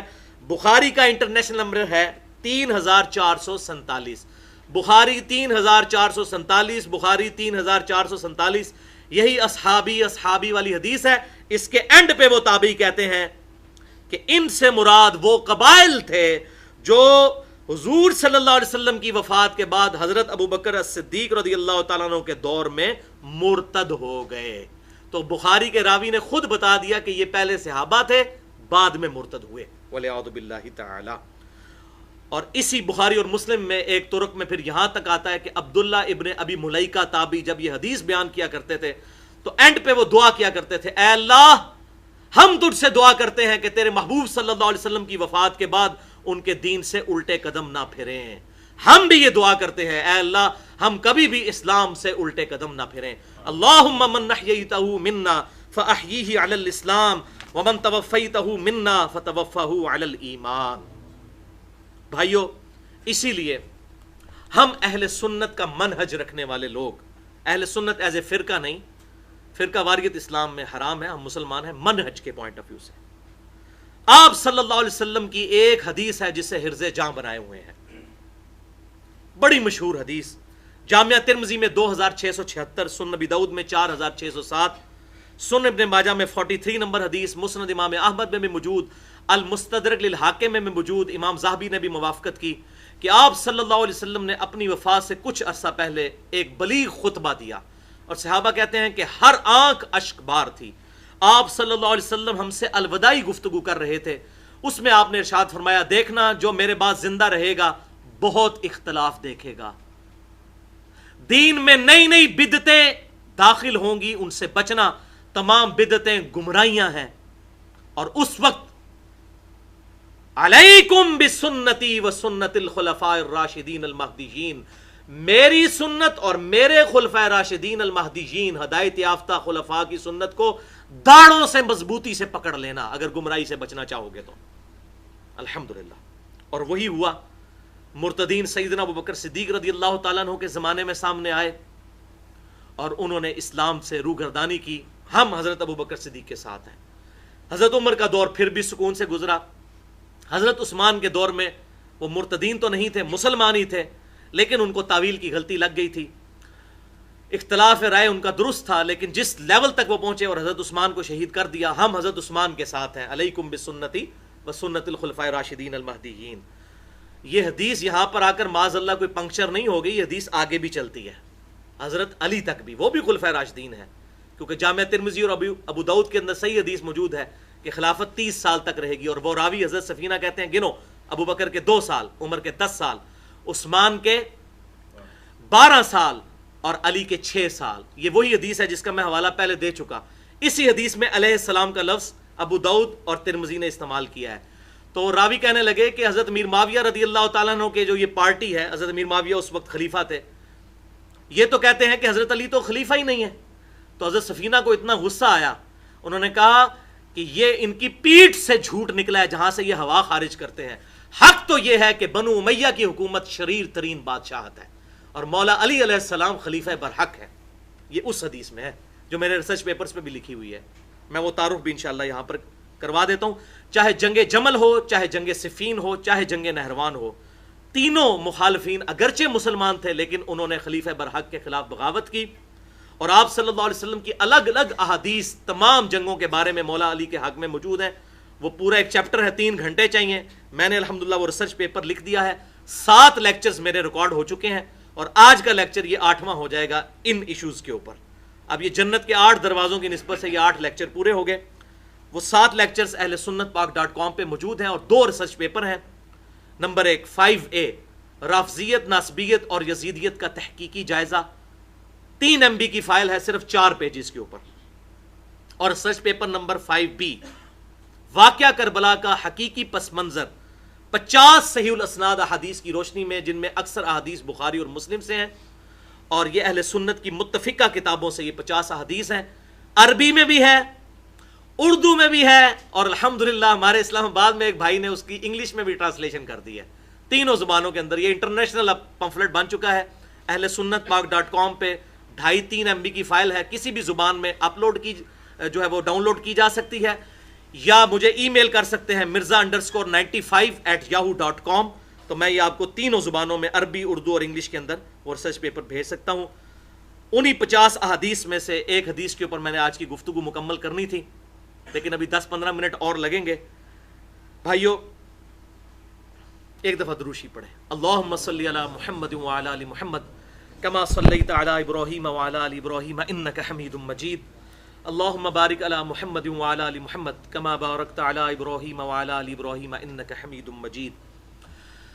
بھائیو یہ تلخ حقیقت ہے کہ حضرت امیر معاویہ رضی اللہ تعالیٰ عنہ کے دور میں, دور ملوکیت میں, اور اس کے بعد بھی بنو امیہ کے دور میں مسلسل 60 سال تک ممبروں پر مولا علی رضی اللہ تعالی عنہ کو گالیاں نکالی جاتی تھیں اور کہا جاتا تھا علی پر لعنت, علی سے محبت کرنے والوں پر لعنت والعیاذ باللہ تعالی. اب یہ جتنی احادیث کے میں حوالے دوں گا, صرف حوالے دوں گا, بیان نہیں کروں گا, یہ ان 50 احادیث میں موجود ہیں جس کا میں نے تعارف کروایا. واقعہ کربلا کا حقیقی پس منظر 50 صحیح الاسناد احادیث کی روشنی میں اہل سنت پاک .com پہ عربی میں, انگلش میں, اردو میں, تینوں زبانوں میں یہ میرا ریسرچ پیپر الحمدللہ موجود ہے.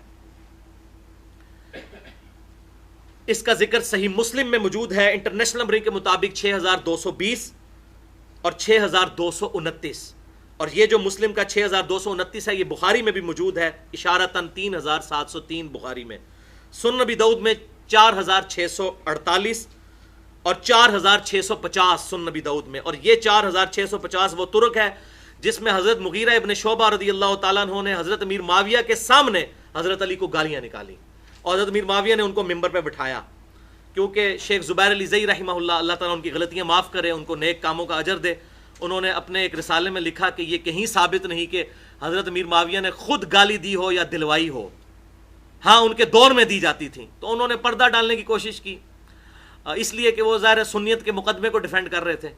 تو میں نے پھر ان کو یہ حدیث بھجوائی کہ آپ اس پہ صحت کا حکم لگا چکے ہیں, اور شیخ البانی بھی صحیح حدیث ہے سنن نبی داؤد میں 4650 اور سنن نسائی الکبریٰ میں 8208 نمبر حدیث کہ امیر معاویہ رضی اللہ تعالیٰ عنہ نے اپنے سامنے مغیرہ ابن شعبہ رضی اللہ تعالیٰ عنہ کو ممبر پر چڑھا کر حضرت علی پر لعنت کروائی. اور وہاں پر پھر سعید ابن زید تڑپ اٹھے جو پہلے 10 صحابہ میں سے تھے, حضرت عمر کے بہنوئی عشرہ مبشرہ میں سے.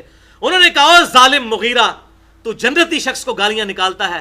پھر انہوں نے عشرہ مبشرہ والی وہاں حدیث سنائی اور وہاں سے چلے گئے. والعیاذ باللہ. مسند امام احمد میں 1629, مسند ابی یعلا میں 7013 نمبر حدیث. یہ ساری میں نے احادیث حوالے کے طور پہ پیش کی, 50 احادیث میں موجود ہیں. mirza_95@yahoo.com پہ مجھے ای میل کر کے اور ریسرچ پیپر آپ منگوا سکتے ہیں, سافٹ کاپی بھی, ہارڈ کاپی بھی مل سکتی ہے.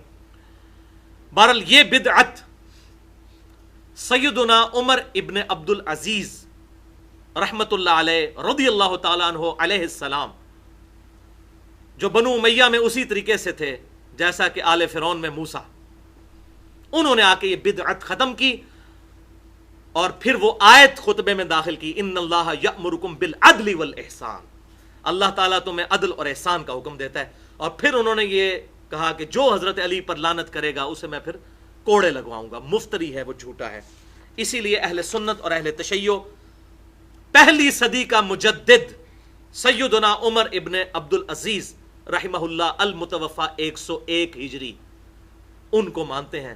صرف 38 سال کی عمر میں ان کو بنو امیہ نے شہید کر دیا زہر دے کر. 36 سال کی عمر میں خلیفہ بنے اور تقریباً 38.5 سال کی عمر میں وہ شہید ہوئے. میری ابھی عمر جو ہے وہ 38 سال نہیں ہوئی، تو آپ دیکھ لیں کہ کتنی چھوٹی عمر میں. اور مشرق و مغرب میں 3 براعظموں میں ان کی حکومت تھی، اور پیوند والا لباس پہنتے تھے، اور لوگوں کی چیخیں نکل جاتی تھیں جب وہ مسجد نبوی میں آتے تھے کہ 3 براعظموں میں اس کے مقابلے کا کوئی بادشاہ نہیں ہے، اور اس کی عاجزی کا یہ حال ہے. تو انہوں نے الحمدللہ یہ بدعت ختم کی. اسی لیے اہل سنت اور اہل تشیع ان کو قدر کی نگاہ سے الحمدللہ دیکھتے ہیں. اور اب یہ دیکھ لیں برکت، میں اس میں اہل سنت کو 100/100 نمبر دیتا ہوں کہ الحمدللہ پوری دنیا میں کوئی سنی ایسا نہیں جو حضرت علی سے بغض رکھتا ہو. ہمارے اہل سنت کہلوانے والے سارے گروہ، بریلوی، دیوبندی، اہل حدیث، یا اس کے علاوہ جتنے آف شوٹس ہیں، حنفی، شافعی، مالکی، حنبلی، سب کے سب ان کی مسجدوں میں اگر 3 خلفاء کے نام لکھے ہیں تو چوتھے سیدنا علی کا بھی نام لکھا ہوتا ہے. اور الحمدللہ آج دنیا میں کوئی سنی نہیں جو حضرت علی پر لعنت کرتا ہو. یہ الحمدللہ اہل سنت کو اللہ تعالیٰ نے خوبی دی ہے. جبکہ اس کے برعکس اہل تشیع میں ایسے رافضی موجود ہیں جو صحابہ کرام پر لعنت کرتے ہیں. اس حوالے سے اہل سنت بازی لے گئے ہیں الحمدللہ. تو یہ ایک حدیث ہے جو میں نے بیان کرنی تھی آخر میں. انہی 50 احادیث میں سے اس حدیث کو شیخ البانی نے بھی صحیح کہا، شیخ زبیر علی زئی رحمہم اللہ نے بھی صحیح کہا. مسند امام احمد میں 1629 اور سنن نبی داؤد میں 4650. اب یہ پرٹیکولر حدیث میں اہل تشیع کے لیے بیان کر رہا ہوں تاکہ میں نے آخر میں جو 5 پوائنٹس ان کے حوالے سے بیان کرنے ہیں مختصر سے 5-7 منٹ میں، اس کے لیے گراؤنڈ بن جائے. کہ حضرت امیر معاویہ رضی اللہ تعالیٰ عنہ نے کوفے کا گورنر بنایا تھا مغیرہ ابن شعبہ رضی اللہ تعالیٰ عنہ کو.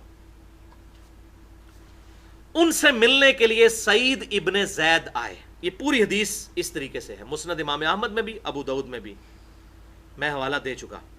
مسند احمد 1629، ابو داؤد میں 4650. سعید ابن زید ان کو ملنے کے لیے کوفے کی جامع مسجد میں آئے، بڑی جامع مسجد میں. تو وہ بڑی سی چارپائی پہ مغیرہ ابن شعبہ بیٹھے ہوئے تھے. انہوں نے ان کو اپنے پاس بٹھایا، سعید ابن زید کو، جو حضرت عمر کے بہنوئی تھے، پہلے 10 مسلمانوں میں سے تھے، اور یہ 10 مبشرہ میں بھی شامل ہیں.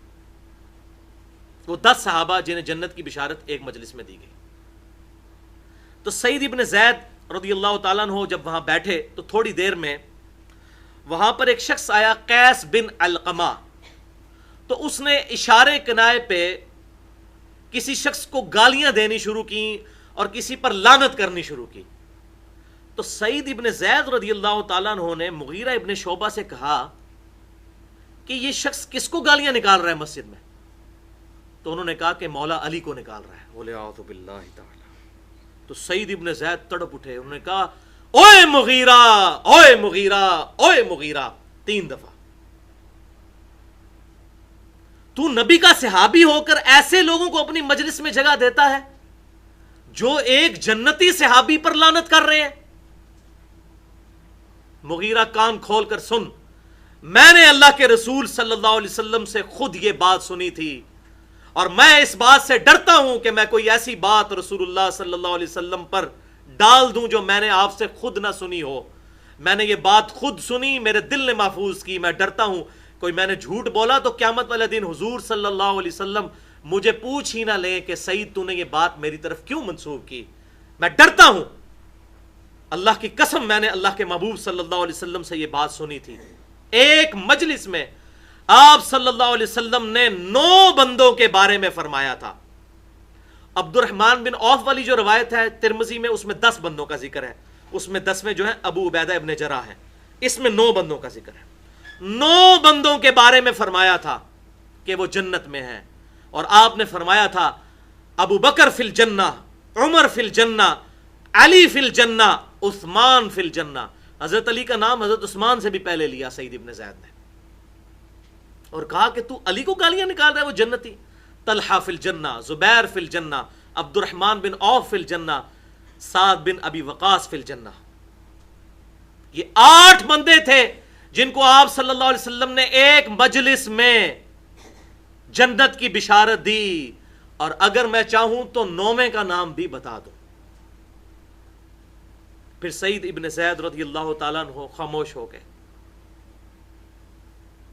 مسجد میں آوازیں بلند ہوئیں کہ آپ کو اللہ کی قسم دیتے ہیں کہ آپ اس 9ویں کا بھی نام بتائیں کہ وہ 9واں شخص کون تھا جس کو آپ صلی اللہ علیہ وسلم نے جنت کی بشارت دی تھی۔ تو سعید ابن زید رضی اللہ تعالیٰ عنہ نے فرمایا 9واں شخص میں تھا جس کے بارے میں حضور صلی اللہ علیہ وسلم نے فرمایا تھا کہ یہ جنت میں ہے۔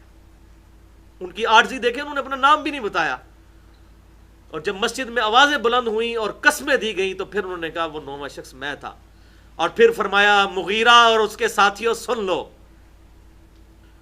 جس نے حضور صلی اللہ علیہ وسلم کی صحابیت اختیار کی اور حضور صلی اللہ علیہ وسلم کے ساتھ کسی قتال اور جہاد میں شامل ہوا یہاں تک کہ اس کا چہرہ گرد آلود ہو گیا، اب تم لوگ اگر حضرت نوح علیہ السلام جتنی عمر بھی پالو 950 سال، کبھی بھی اس صحابی کا مقابلہ نہیں کر سکتے، چاہے جائے کہ مولا علی کو تم گالیاں دے رہے ہو جو جنتی شخص ہے، عام صحابی کے برابر بھی نہیں پہنچ سکتے تم لوگ، جس نے حضور صلی اللہ علیہ وسلم کے ساتھ قتال میں شریک ہوا اور اس کا چہرہ گرد آلود ہو گیا۔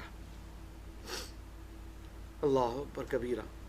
اب آخری 5-7 منٹ میں 5 علمی پوائنٹس مختصر سے اہل سنت اور خصوصاً اہل تشیع بھائیوں کے لیے اسی کانٹیکسٹ میں 5 تن پاک کی نسبت سے، 5 تن پاک جسے ہم کہتے ہیں، جو اہل سنت اور اہل تشیع کے ہاں کامن حدیث ہے، صحیح مسلم میں انٹرنیشنل نمبرنگ کے مطابق 6261 ہے، اور اس کی راویہ بھی اما عائشہ ہیں رضی اللہ تعالی عنہا، ہماری ماں۔ وہ کہتی ہیں نبی صلی اللہ علیہ وسلم نے ایک دن ایسی چادر اوڑی ہوئی تھی جس پہ اونٹ کے کجاووں کی طرح کی ہانڈی کی شکل کی چھوٹی چھوٹی اس پہ تصویریں بنی ہوئی تھی۔ اتنے میں سیدہ فاطمہ آئی تو حضور صلی اللہ علیہ وسلم نے اپنی چادر کے نیچے ان کو لیا، پھر سیدنا علی آئے ان کو بھی لیا، پھر سیدنا حسن آئے ان کو بھی لیا، پھر سیدنا حسین آئے، یہ 5 ایک چادر کے نیچے۔ ہم تو 5 تن پاک، شرک سے پاک، سب تن پاک ہیں، جو بھی اہل ایمان ہے ہم سب کو پاک سمجھتے ہیں، یہ 5 کی خصوصیت۔ پھر حضور صلی اللہ علیہ وسلم نے اللہ کے حضور دعا کی، اے اللہ یہ میرے اہل بیت ہیں، اور پھر آپ صلی اللہ علیہ وسلم نے سورہ الاحزاب کی آیت نمبر 33 تلاوت فرمائی، انما یرید اللہ لیذھب عنکم الرجس اہل البیت ویطہرکم تطہیرا۔ اے نبی کے گھر والو، بے شک اللہ تو چاہتا ہے تم سے ہر طرح کی ناپاکی دور کر کے تمہیں خوب صاف ستھرا کر دے۔ تو یہ ہے وہ 5 تن پاک کی نسبت، جو یہ 5 پوائنٹس میں بیان کرنے لگا ہوں۔ 5 گزارشیں، میں اس کو اب پوائنٹس کی بجائے گزارش کا نام دے رہا ہوں۔ پہلی گزارش کہ بھائیو، مولا علی رضی اللہ تعالیٰ عنہ کے ماننے والے بنے۔ مولا علی کو خوارج نے نہروان کے مقام پر کافر کہا، اور سنن نسائی الکبریٰ اٹھا کر دیکھیں، اس کا جو خصائص علی والا چیپٹر ہے اس میں لاسٹ باب ہے خوارج کے ساتھ مناظرے کا بیان، جو عبداللہ ابن عباس کو مولا علی نے بھیجا 6000 خوارج کے ساتھ مناظرے کے لیے۔ جب وہ وہاں گئے انہوں نے السلام علیکم ورحمۃ اللہ ان کو کہا، مسلمانوں کی طرح ٹریٹ کیا، حالانکہ وہ صحابہ کو کافر کہتے تھے۔ اور وہاں پہ جب مناظرہ ہوا تو 6000 میں سے 2000 حضرت علی کے ساتھ آ ملے، 4000 کے خلاف قتال ہوا اور سب قتل ہوئے، حضرت علی کی طرف سے 2 یا 3 لوگ شہید ہوئے۔ صحیح مسلم میں بھی ملتا ہے، بخاری میں بھی اس کا ذکر موجود ہے، جنگ نہروان کا۔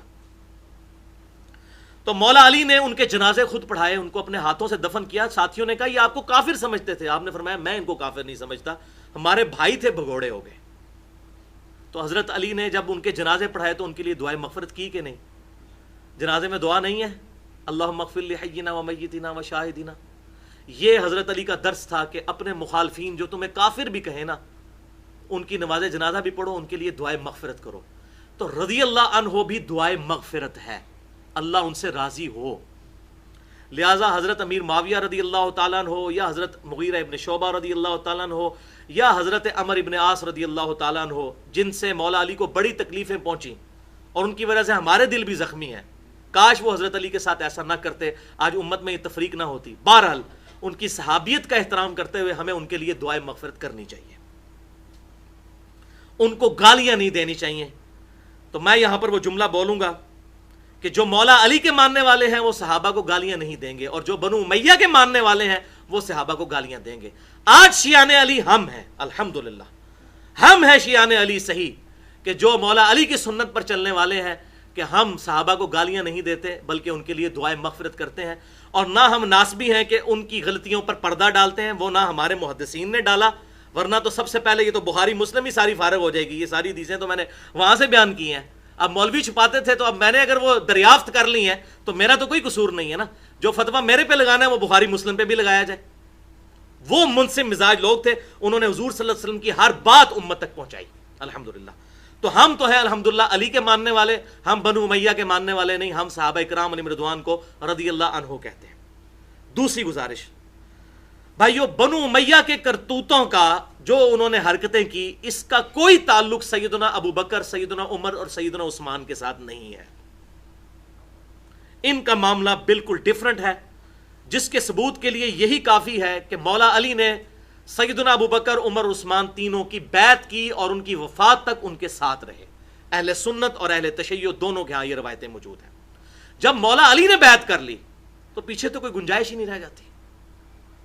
حضرت علی رضی اللہ تعالیٰ عنہ جیسا کامل الایمان انسان اور کون ہو سکتا ہے؟ لہذا یہ بالکل پراپوگنڈا کیا جاتا ہے ان کے بارے میں، حضرت ابو بکر یا حضرت عمر کے بارے میں یا حضرت عثمان کے بارے میں. حضرت عثمان کے جو گورنر تھے اس میں بھی حضرت عثمان کو ثنائیں دیتے تھے. بخاری مسلم میں آتا ہے وہ شراب پی کے نمازیں پڑھاتے تھے، اور وہ ایک دردناک حقیقت ہے. انہی کی وجہ سے حضرت عثمان پھر شہید ہوئے، لیکن حضرت علی آخری وقت تک حضرت عثمان کے ساتھ رہے، انہیں سمجھاتے رہے. تو یہ بالکل پراپوگنڈا ہے جو حضرت ابو بکر، عمر، عثمان کے بارے میں کیا جاتا ہے. یہ بالکل اسی طریقے سے پراپوگنڈا ہے جس طرح اہل تشیع کے بارے میں اہل سنت میں چند جو لوگ ہیں وہ کہتے ہیں جی شیعہ جو ہے وہ قرآن کو نہیں مانتے، وہ 40 پارے کہتے ہیں. آج تک کسی نے شیعہ کا چھپا ہوا قرآن خود پڑھا ہی نہیں، نہ ایران سے چھپا ہوا قرآن کہ بھی ہم پڑھ کے دیکھ لیں کہ اس میں سپارے وہی ہیں کہ نہیں. سپارے تو خیر بعد میں ڈویژن ہوئی. سیم قرآن ہے، یہ سعودی عرب سے چھپتا ہے، اور یہی ریڈ پرنٹنگ، ریڈ جو کور کے ساتھ، جلد کے ساتھ، یہی قرآن جو طلحہ یاسین شام کے رائٹر کا لکھا ہوا وہ ایران سے بھی چھپتا ہے. پاکستان میں بھی آپ شیعہ کے مدرسے سے جا کے قرآن لے لیں، سیم قرآن ہے. یہ بالکل جھوٹا پراپوگنڈا ہے. بالکل اس طریقے سے اہل سنت کے ہاں جب پراپوگنڈا ہوتا ہے تو اہل تشیع کے ہاں بھی ہوتا ہے. لہٰذا اس کی پوری تحقیق الحمدللہ ہو چکی ہے. اس حوالے سے بنو امیہ کے کرتوتوں کا نتھنگ ٹو ڈو ود ابو بکر، عمر اور عثمان رضی اللہ عنہم اجمعین. تیسری گزارش، تاریخی روایتیں جو ہیں ان کی اسناد کی تحقیق ہونی چاہیے. یہ نہیں ہے کہ کوئی واقعہ بھی اپنے مطلب کا ملا جس میں کسی صحابی کی توہین آئی تو بیان کرنا شروع کر دیا بغیر اس کے دیکھے کہ یہ ثابت ہے کہ نہیں. مثال کے طور پر یہ شیعہ کے جو عام ذاکرین، رافضی جو ذاکرین ہیں جاہل قسم کے، محرم کے دنوں میں وہ بیان کر رہے ہوتے ہیں کہ حضرت عمر نے حضرت فاطمہ کے اوپر وہ دروازہ پھینکا، ان کے گھر کو آگ لگائی، وہ شہید ہو گئی، ان کا حمل بھی ضائع ہوا ولیعوذ باللہ تعالی. یہ جس خبیث راوی نے یہ روایت بیان کی ہے اس کا نام ہے ابان بن ابی عیاش، المتوفا 140 ہجری، تابعی تھا لیکن پکا کذاب تھا. صحیح مسلم کے مقدمے میں امام مسلم نے یہ نقل کیا ہے، یہ پکا کذاب تھا. اس کی حدیثیں محدثین نے ایکسیپٹ نہیں کی ہیں، اور ایون اہل تشیع کے محدثین کے ہاں بھی یہ جھوٹا راوی مانا جاتا ہے جس نے یہ ساری سٹوری گھڑی ہے. اب یہ سٹوری چونکہ مطلب کی تھی لہذا وہ اہل تشیع میں جو رافضی ٹائپ کے لوگ ہیں، غالی رافضی، انہوں نے لے کے تو بیان کی اور یہ کیش کروانا شروع کیا، حضرت عمر پر یہ تھوپنا شروع کر دیا ولیعوذ باللہ تعالی. یہ بالکل جھوٹی روایت ہے، اس کی کوئی اصل موجود نہیں ہے. جب راوی جھوٹا ہے اہل سنت اور اہل تشیع دونوں کے ہاں ابان بن ابی عیاش لعنت اللہ علیہ. چوتھی حدیث، چوتھی گزارش وہ ہے بھائیو، دور حاضر کے ایک انتہائی بڑے عالم ہیں، اگرچہ مجھے کچھ چیزوں سے میں ان سے اختلاف بھی ہے، بہرحال ایک بہت بڑے اہل تشیع کے عالم ہیں، حسین الامینی. ان کی کتاب 2003 میں ایوارڈ اس کتاب کو ملا. اس کتاب کا نام ہے شیعت کا مقدمہ، جو اہل تشیع نے اپنا مقدمہ اہل سنت کی عدالت میں پیش کیا ہے کہ ہمارے خلاف آپ یہ پراپوگنڈا کرتے ہیں کہ جی ہم قرآن کو محفوظ نہیں مانتے، ہم صحابہ کو کافر کہتے ہیں، ہم صحابہ پہ لعنت کرتے ہیں. تو انہوں نے تمام چیزوں کا ڈینائی کیا، اور جو روایتیں تھیں وہ کہا یہ ساری مردود روایتیں ہیں. اس طرح کی روایتیں تو سنیوں کے ہاں بھی ملتی ہیں، جھوٹی روایتیں. تو اگر ہمارے ہاں موجود ہیں تو آپ ہم سے پوچھیں تو صحیح، یہ روایتیں ہمارے ہاں صحیح نہیں ہیں، ہم نہیں ان کو صحیح مانتے. مثلا سنن ابن ماجہ میں یہ روایت موجود ہے کہ حضرت عائشہ جو ہے وہ آٹا گوندھ رہی تھی تو بکری جو ہے وہ قرآن پاک کے کچھ صفحے کھا گئی. جو یہ اکثر مشہور کیا ہوتا ہے شیعہ کے بارے میں، یہ روایت تو اہل سنت کیا ملتی ہے، روایت بھی صحیح ہے، اس میں کوئی ایسا مسئلہ نہیں ہوا، یہ تو نہیں قرآن غائب ہو گیا اگر چند صفحے بکری نے کھا لیے تو، وہ تو صحابہ کے سینوں میں تھا، حضور کے سینے میں تھا، ٹھیک ہے، تو وہ تو کئی بار یہاں پہ بھی معاذ اللہ کئی قرآن پاک جو ہیں وہ گٹر میں بھی مل رہے ہوتے ہیں، کتنے صفحے جو ہیں وہ ابھی یہ دریا جب یہ ابھی سیلاب کے بعد اترے گا تو آپ دیکھیں گے کتنے جو ہے صفحے جو ہیں یہاں پڑے ہوں گے کنارے پہ، تو اب یہ تو نہیں ہے کہ قرآن ضائع ہو گیا. تو اس طرح کی چیزوں کا جو ہے وہ صرف پراپوگنڈا ہوتا ہے. تو یہ اہل سنت اور اہل تشیع دونوں یہ کتاب خریدیں. شیعت کا مقدمہ حسین الامینی صاحب کی کتاب ہے، یہ کسی بھی شیعہ آپ کو مکتبے سے مل جائے گی، یہ پڑھنے سے تعلق رکھنے والی کتاب ہے، تقریباً 400 صفحات پہ، بہت مزے کی کتاب ہے. اس میں آپ کو ساری یہ مسکنسیپشنز انشاءاللہ اہل سنت کی بھی دور ہوں گی اور اہل تشیع کو خود پتہ چلے گا کہ جناب یہ ہمارے تو یہ عقیدہ ہی نہیں ہے، ہمیں ذاکرین نے وہ پیسے لے کے پتہ نہیں کیا باتیں بتائی ہوئی ہیں. اور آخری پوائنٹ نمبر 5 وہ یہ ہے کہ پاکستان کے جو اثنا عشری ہیں ان کو چاہیے کہ ایران کے جو اثنا عشری علماء ہیں ان کے ساتھ بھی کوئی رابطہ رکھیں، خصوصاً وہاں سے جو قم یونیورسٹی سے پڑھ کر آئے ہیں لوگ، جیسے ثاقب اکبر صاحب جیسے لوگ ہیں جنہوں نے وہ کتاب لکھی پاکستان کے دینی مسالک، اور وہ میرے استاد بھی ہیں، میں نے ان سے بہت کچھ سیکھا ہے. ایسے لوگ جو ہیں جو اتحاد امت کے لیے کام کر رہے ہیں اور فرقہ واریت کو ہوا نہیں دیتے، ایسے لوگوں کی صحبت کریں اور یہ لرن کریں کہ یہ دنیا کے اندر انڈیا، پاکستان اور بنگلہ دیش کا ایسا گندا کلچر ہے، یہاں سنی بھی عجیب و غریب ہیں اور یہاں کے شیعہ بھی عجیب و غریب ہیں. ایران کے شیعہ کا معاملہ بالکل ڈیفرنٹ ہے، اور اس کے ثبوت میں جو مجھے پریکٹیکل ایکسپیرینس ہوا ہے وہ میں آپ کو بتا دیتا ہوں. 2 ایرانی فلمیں ہیں ڈبنگ ہو کر اردو میں آ چکی ہیں. پہلی فلم ہے امام علی علیہ السلام، 22 قسطوں پر مشتمل ہے. حضرت علی رضی اللہ تعالیٰ عنہ کے زندگی کے آخری 10 سال اس میں فلمائے گئے ہیں. حضرت علی کو انہوں نے دکھایا نہیں، خلفائے راشدین کو بھی نہیں دکھایا، باقی سارے انہوں نے کریکٹرز دکھائے ہیں. اور آپ حیران ہوں گے اس پوری فلم کے اندر مقدمہ ہی یہ ہے کہ مولا علی رضی اللہ تعالیٰ عنہ شیخین یعنی ابو بکر اور عمر رضی اللہ عنہما کی خلافت کو زندہ کرنا چاہتے تھے، جسے سپائل کر دیا تھا حضرت عثمان کے چند گورنروں نے. حضرت عثمان نے نہیں،